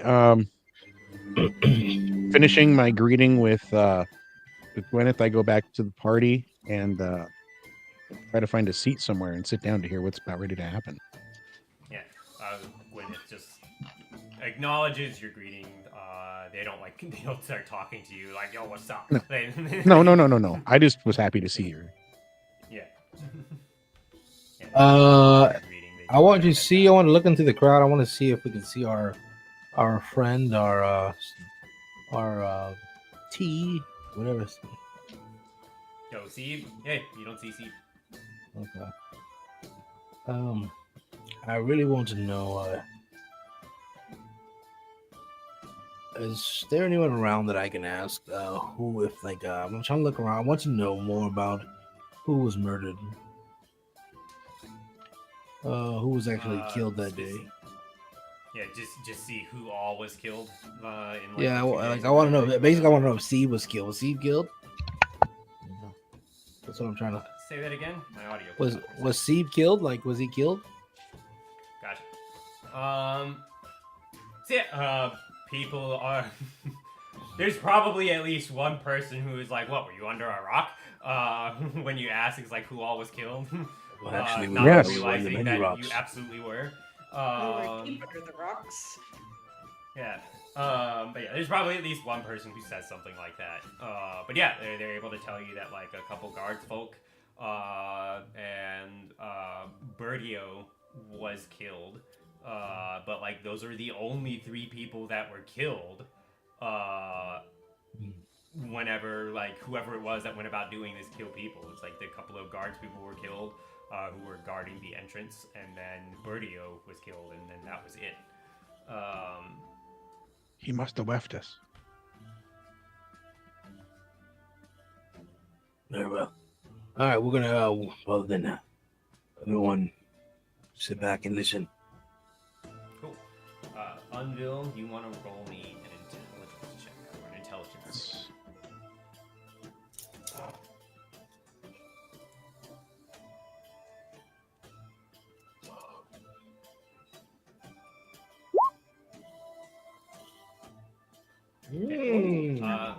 I'm pretty certain you only asked Steve to stay for 2 additional days. You paid him to stay for that long. And you guys were down there in that tunnel for 3 days total. Okay, so I relay this to the group. We told him to stay for 2 days. We were down there for 3. He left us. We live here now. I should have taken the wagon wheel when I had the chance. Yes, you should have. I'm breaking the guy kneecaps next time I see him. Well, settle down, everyone. Settle down. It's about to get real informative. I need to hear what's going to be said here. Eleanor, keep your eyes out for any suspicious characters. Okay. Unville, take some notes. Kael, Does anybody have a notebook or paper? you'll figure it out. All right, Just sold my we're books. starting. What about me? Okay. And You stay sure chipper. enough, as soon as Arthur Blackrust says, "Looks like it's start where we're starting" and such, you all can hear like the rap of a stone or a stick or something heavy with heft to it on wood. It's not as resounding or as authoritative or as familiar as the gavel that we all know, but it has that same effect. It's just tum, tum, tum. And there is a audible quieting hum to the audience in the hall, and everybody like comes to like get to seating and such, and kind of like clears out a portion of the room. And you can see that like everybody's basically just grouped up into effectively like a circle of people standing out around a cleared section of the center of the room. And you can see Joan is currently standing in the center of the room, and she is holding a gnarled oaken branch that's taller than she is. It's taller than Berdio was. And nobody here has seen that gnarled oaken branch before, but like it just, somehow it just looks important. But that's clearly what she was rapping on the ground, or just banging it into it to call attention. All right, I call this hound meeting to order, so we may discuss our current goings-on in our situation and how we here at Verdun will succeed or will proceed. And there's like some hears from the group, and everybody can hear like a neighing from a horse outside from Gwyneth. And Wait, Jones like nods in acknowledgement to Gwyneth. Now, without further attention, we shall proceed thusly. It is unfortunate that I must elevate the news to everyone that our dear elderman of these past decade, our good friend Bertio, has passed away. And I am sure it does not come at the manner, or I'm certain that this news is not much of a shock for anybody here anymore. Not nearly as much of a shock in the suddenness or the manner of his passing, as well as two of our militia guardsmen for our town. Have also passed in a very sudden and violent manner. And if people would like to give to their families and such, there is a collections box that has been set up so that the beneficiaries for Bertio as well as our militia guardsmen may receive some recompense in these, what I am certain is trying times for them. Now, we are presently in a bit of a situation here. We have reason to believe that whatever it was that so forcibly departed our fellow townspeople from our company has moved on, has left. Nobody has been killed since then, and nobody else has been. Nobody's been killed since then, and that was a couple of days ago. So we have reason to believe that they have moved on. But that still leaves us without an elderman, and somewhat less importantly, of this news in the wake of the destruction of the Thirsty Rat, leaves us also without a tavern, and leaves us also without a public place separate from this hall. So, for the time being, we shall have any future meetings and businesses and such shall be discussed here until anything else of nature has been confirmed on that, and any notices and such should be posted outside here instead of sought out by our good friend and our good fellow countryman Bertio. Now, part of what I've discussed you all here today is we very much would like to understand what happened to Bertio, and I believe our companions we sent into the tunnels might have some information to share with us. Are they in attendance here today? And she looks to you all. Anvil just shoots his hand straight up. Well, yeah. Jesus Christ. Under, If put you your head down. could join me here in the center, please. I push Arthur up. Yeah, I'm gonna signal everybody to stay down, and I'll walk by myself to the front. Everyone. All right, so you could hear murmurings and mutterings and whispers and such. Nobody's outright being like they killed Bertio or anything like that, but it's not all like the heroes of Verdun or anything like that nature. There's like confuse and concern and people who just want to understand what happened. greetings, everyone. I am Sir Arthur Blackrest. Hi, Arthur. I was given the task to find out what exactly happened that day at the tavern.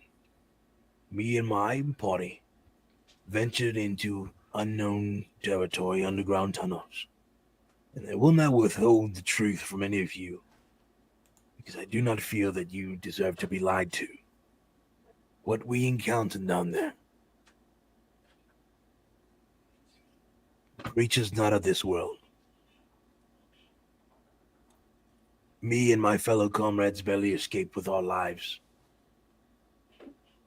We spent 3 days, or what seemed like an eternity, in the dark, where the only thing to comfort you was whispers in the shadows, creatures lurking. But we managed to survive. Now, we did give chase to an unbeknownst human-like creature that we have since learned made its way out here to the surface world amongst you all, and it's caused you all a great grief. We do apologize that we could not be here to help defend this town and the people of it. But rest assured that we will hunt this creature down. And there will be justice for all the lives lost here today. Right. The sound and confirmation of like justice for Bertio and you all you volunteering to like go after whatever this thing was it's not met with like uproarious applause or whatever, but there is like that level of like cheering and like here and like good celebratory comments and so on and so on. People are happy to hear that you're like, hey, there was a lot of crazy stuff down there, but like we're apologies that we weren't here and we weren't able to keep it contained, but we absolutely want to hunt that thing down because it does not belong here. It belongs in the grave. Like they're really happy to hear that like that is your apparent stance on matters. Looking for healing potions, offer. Now, if there are no further questions, very well. We, of the party Blackrest, do humbly offer our condolences to the families. And my young ward here will, I'm going to point out, Anvil will be generously donating to the families. I lean over to Kael. When did we become the Blackwest Party? I have no clue. When did we agree to donate? Right. They should be donating to us. Yeah. Whispered to. I'm gonna walk. We're all talking amongst us. Right. Joan, holding the gnarled stick, just calls everything to attention as the group is like, we're not group, the assembled meeting group is just like, hey, or is basically like clapping and celebrating Arthur Blackrest leaving the central space. So they're happy he's done. The stick. They're happy he's done. Yeah. They're happy he's volunteering the group and such. They're like, "Hey, a hero!" But yeah, so they. But yeah, Joan just wraps the stick and calls attention to the assembled group of. It's like, yes, thank you very much. We will leave any further discussions in regards to that for another day. Now, that brings us to another matter at hand. In the absence of Bertio and in these trying times, we will need somebody to look after us, to shepherd us as a whole here in Verdun. Bertio has big shoes to fill, and as I'm sure you can imagine, I will certainly have problems filling those shoes without assistance. But it is a... what's the words I want to use here? But in the absence of any suggested persons other than myself, a known close confidant of Bertio, I would volunteer myself for the position of town alderman, and as if on cue, that is when Garen steps forth and is like, I would also like to challenge for that position. And there's not like gasps and stuff like that. Like nobody was shocked by this or anything of that nature.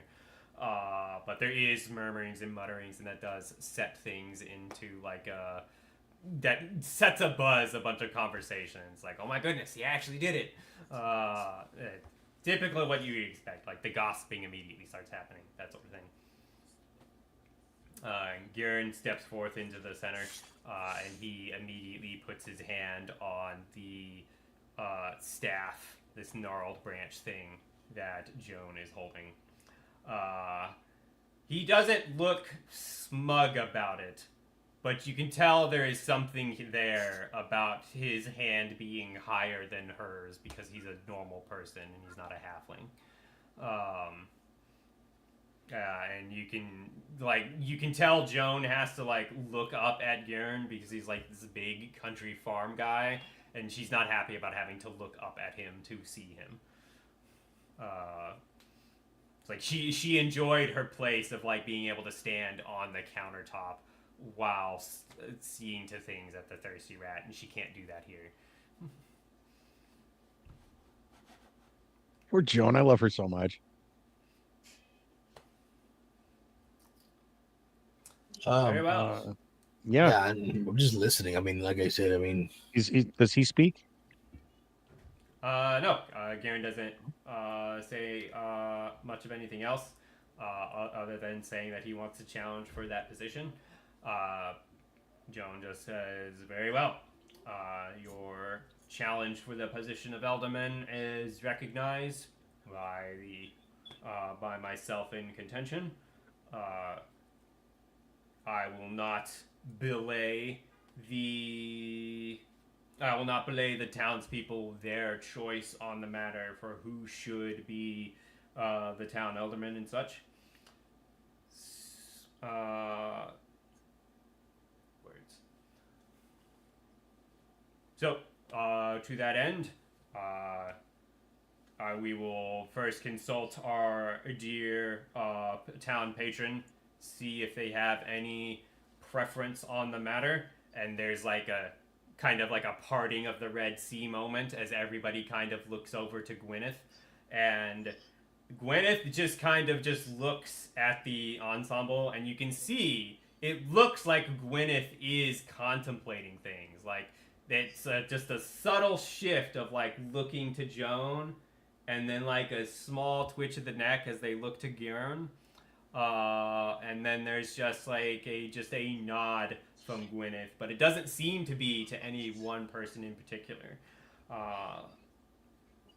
So, unsurprisingly, since there's not really any confirmation from Gwyneth there, it's like mutterings of confusion from the assembled people. It's like, does that mean Gwyneth favors anybody?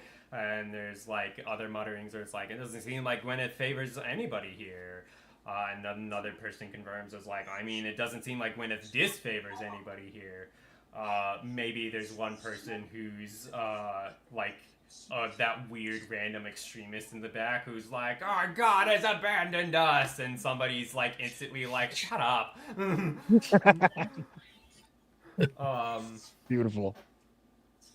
But yeah, there's like wrapping of the stick as both Garen and Joan call the group assembled to order.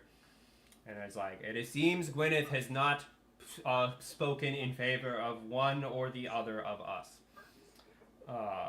So, as it is, in the absence of specific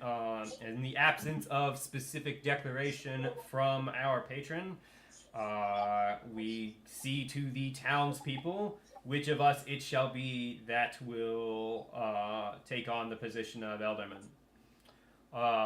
Those in favor of Joan, say aye. Both hands up. Unveiled. Joan! All right. And there's several other people in the town that are just like, aye. And there's like a brief mutterings and stuff like that, and then silence. And then Garen says, those in favor of Garen, say aye. And several other people in the town are like, aye. There is no clear distinction which group is louder than the other group. So it is uncertain which way that would swing. Okay.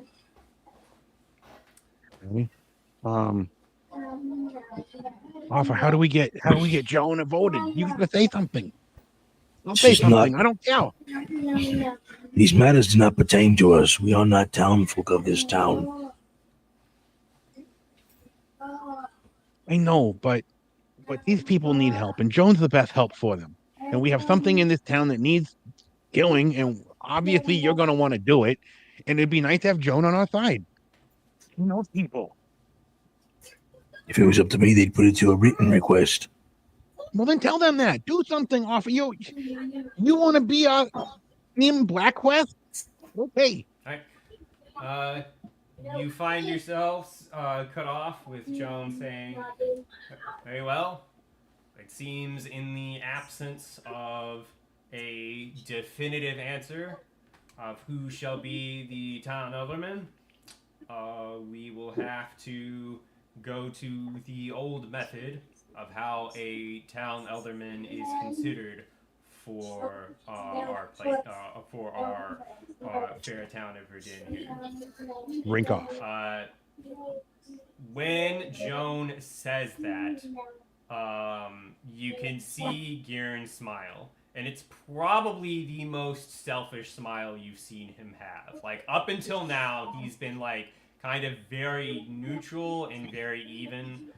Anytime you've seen him, like, you remember interacting with him when he told you about how he saw Gwyneth getting kidnapped and such. And he just was very neutral and just a stoic country person. But in this moment, you can see that Garen has like that selfish grin on his face, and it's not like sinister or evil. You can tell that there's a moment where it's like whatever just happened, it favors him. And Joan does not appear happy by it, and she mentions that in the absence of a clear vote, or not a clear vote, in the absence of a clear favor from either Gwyneth or the townspeople at large, then matters of challenge and such will have to be solved by a contest. Usually a physical contest, and the most common physical contest would just be a brawl or some other kind of fight. Halfling. I'm sorry. I'm gonna stand up. I'm gonna be like, if I may. Everybody, there's murmurings and such in response to it's going to come down to a contest. And then everybody stops and turns to you in another parting of the Red Seas moment. I am pulling on his armor. I may make a suggestion, please. Only because of the dire situation that we are in, that we face ourselves with. Where the alderman lost his life in such a horrific way. And now things have come. And in this town, in this moment, they are changing. And I believe that a better manner to choose who will rightfully lead this town into the future, for better or for worse, shall not be left to some ancient tradition of old. New futures calls for new ways to do. And I propose a debate of sorts, where a series of questions shall be asked, and the candidates shall take their turns and answer, and these will be the concerns of the people, and we shall hear what the candidates have to say. I'm going to need you to roll persuasion with disadvantage for that. As you say that, there's like a large amount of mutterings of from the crowd assembled and whatever. Non-zero amount of people are like, that's not how things are done here. Oh my god, that's horrible. With the disadvantage. They all scream out, "We want blood!" Yeah. Does any of us have guide as an ability? Guide? Yeah. Guide. Mhm. Mimi guide. I know it's like a ability, like a Bardur's Gate ability, to where it helps with Guidance. certain advantages. Um, Guidance. guidance. Thank you. I mean, that's a spell Yeah, that people can cast. yeah. I feel like that can help in situations like these. Yeah, but if you cast the spell in the middle of a conversation instead of getting to roll whatever check you're casting guidance on, people are like, "Hey, yo, what are you casting a spell in the middle of a conversation for? I Oh, thought we were just talking here." Yeah. that's true. Yeah. Well. I mean, it's a 5 with my Yeah, crit. it is a 5. I'm Well, I the mean, I duality try. of D&D. I try. Yep. So, let's see.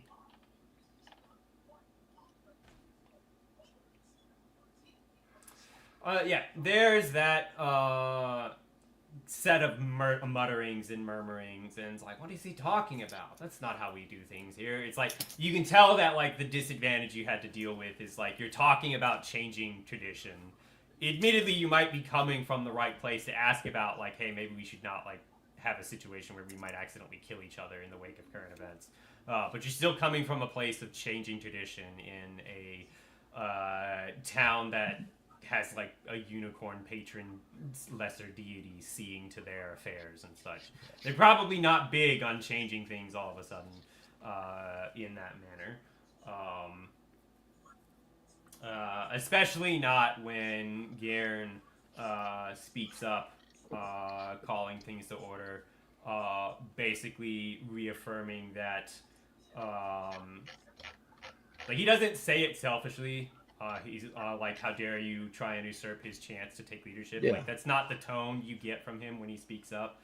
But he does basically come across as like, or he does basically say it's like, "I'm not Tradition. certain where it is you are from, or where you do things, or how things are done where you are from, Blackrust. But in the where we're from here in Verdun." In the absence of a clear favoring sign from either our patron there or from the people assembled here in our meeting hall, a physical contest, not necessarily of lethal to the death combat, but of a certain nature of combat, is how things are done. Well, how things were done here when Verdun was first settled. It was through a contest of physical might that Gwyneth was so saved and how they came to be our patron. And it is through such contests that we believe Gwyneth continues to maintain their blessing here. I shoot And my hand up. There's like a pause. He's like taking it back. I stand up. We saved Gwyneth without combat. Anything can be done. Nobody has to be hurt. Roll deception. I mean, we did fight, but we talked our way out of that whole thing.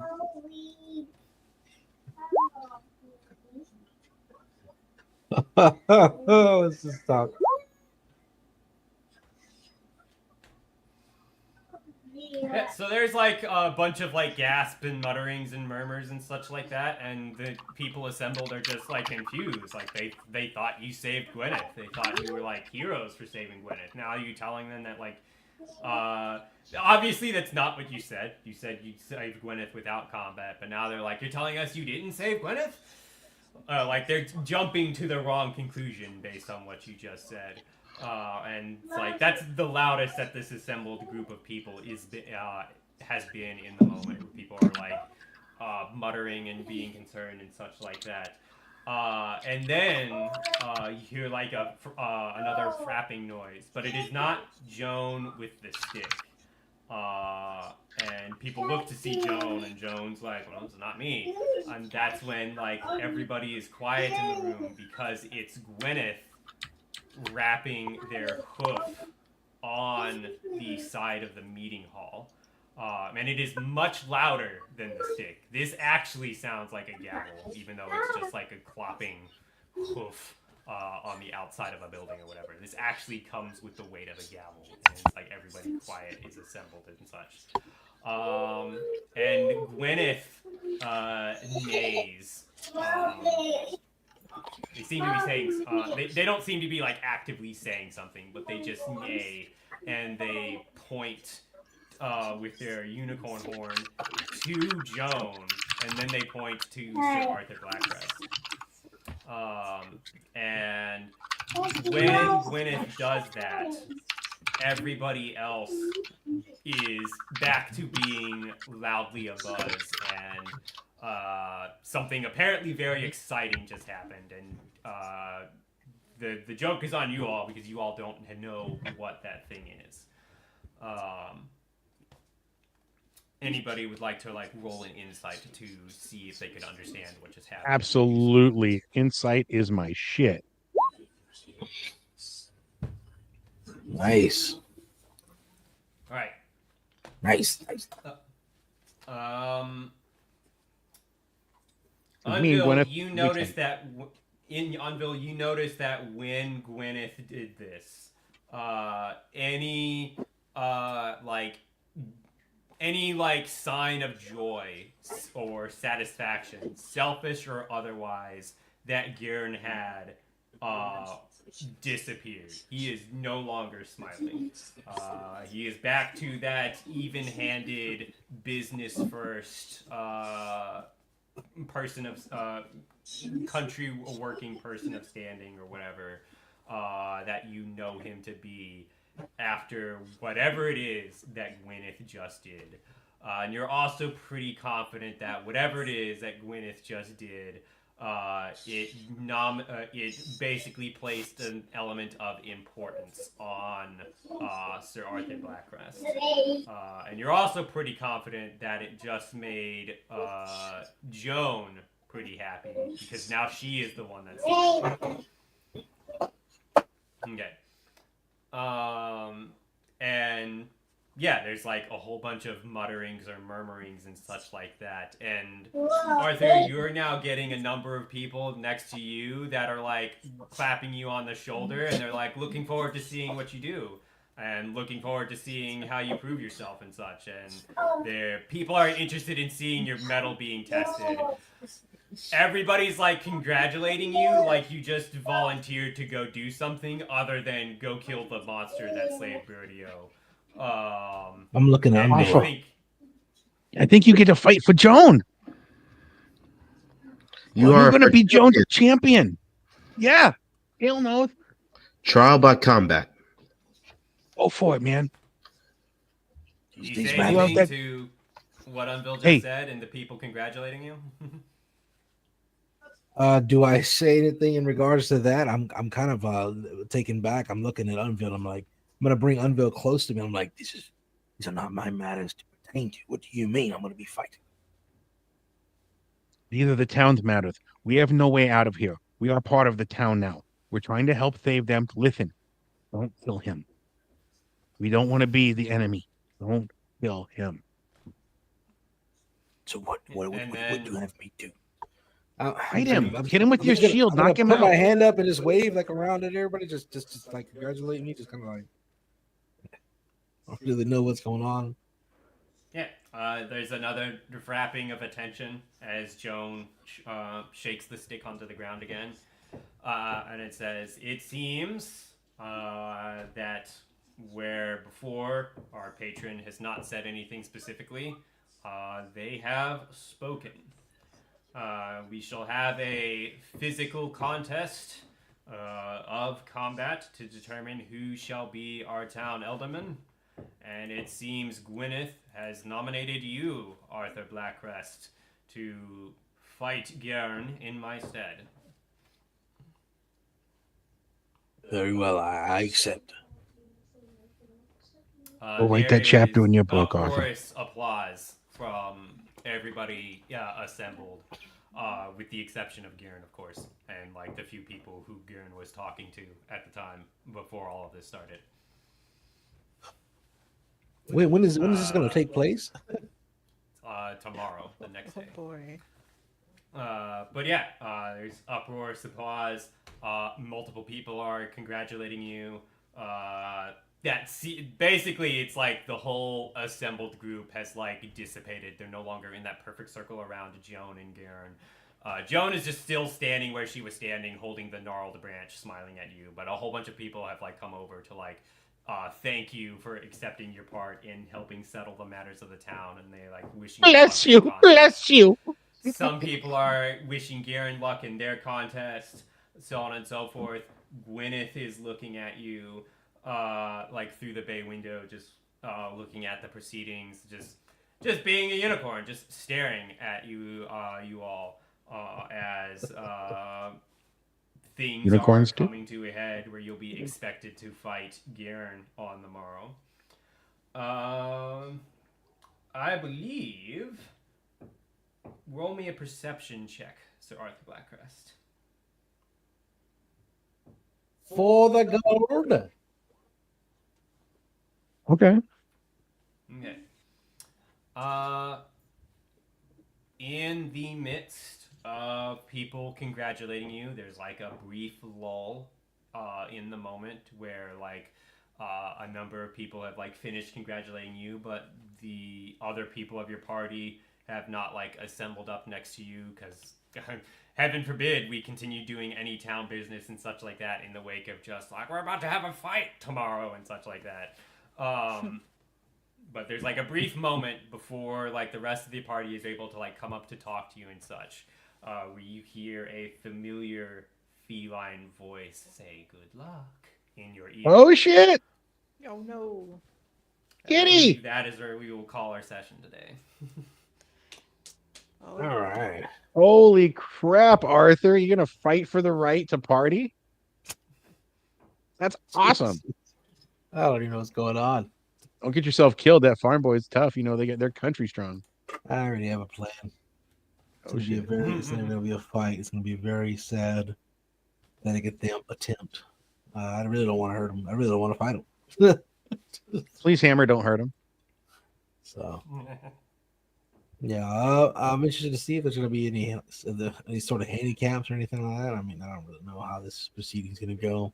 Wait, how are you guys fighting? What is the That has not been explained to him yet. Yeah, there's nothing really.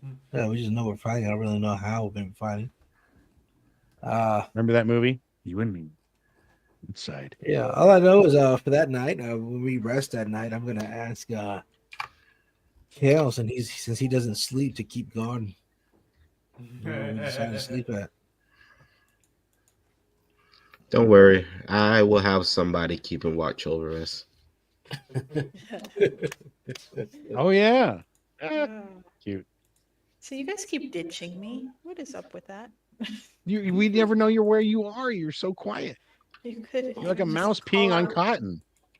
You could just call out for me, and maybe I would know that you guys are leaving. I will Yeah, remember. we don't know if you're hanging from the ceiling or what. We don't want to ruin your character development. I thought you were going up to the rafters for a snack when you saw that cat up there. Yeah. What? Wait, why is there blood on your clothing? What? Why is there what? Is it blood? Well, Blood where? this was good. It was nice to have a political episode. Oh yeah, You know, we got to deal with some townsfolk and not have to kick the crap out of anyone or get ourselves kicked the crap out of. that is true. That is true. I enjoyed the RP, the roleplay, the more storytelling aspect. Dude, you went and gave a whole fucking speech, man. Yeah, because you were gonna keep talking and get us fucking beheaded. I'm just being honest. What do you want from me? Seems like I'm every George time Washington. Unveil opens his mouth, something just goes completely wrong. Every time I open my mouth, the truth comes out. I don't know. It's not the drunk 16-year-old. failed wizard. That's telling awesome. the truth. That was wild that you were like, after we blew up the tavern, like right there. I was like, Yeah. Oh. Exactly. Just opens his mouth. But that was I can't lie. You I stick to don't do what you don't do a good job of telling the truth either. I love it. It's fun. On that note, I think we need to wrap it up. All right, guys. We appreciate you guys being here and checking us out. Make sure that you're here. What is next week? It's Christmas week, isn't it? Week of Christmas? Is that next week?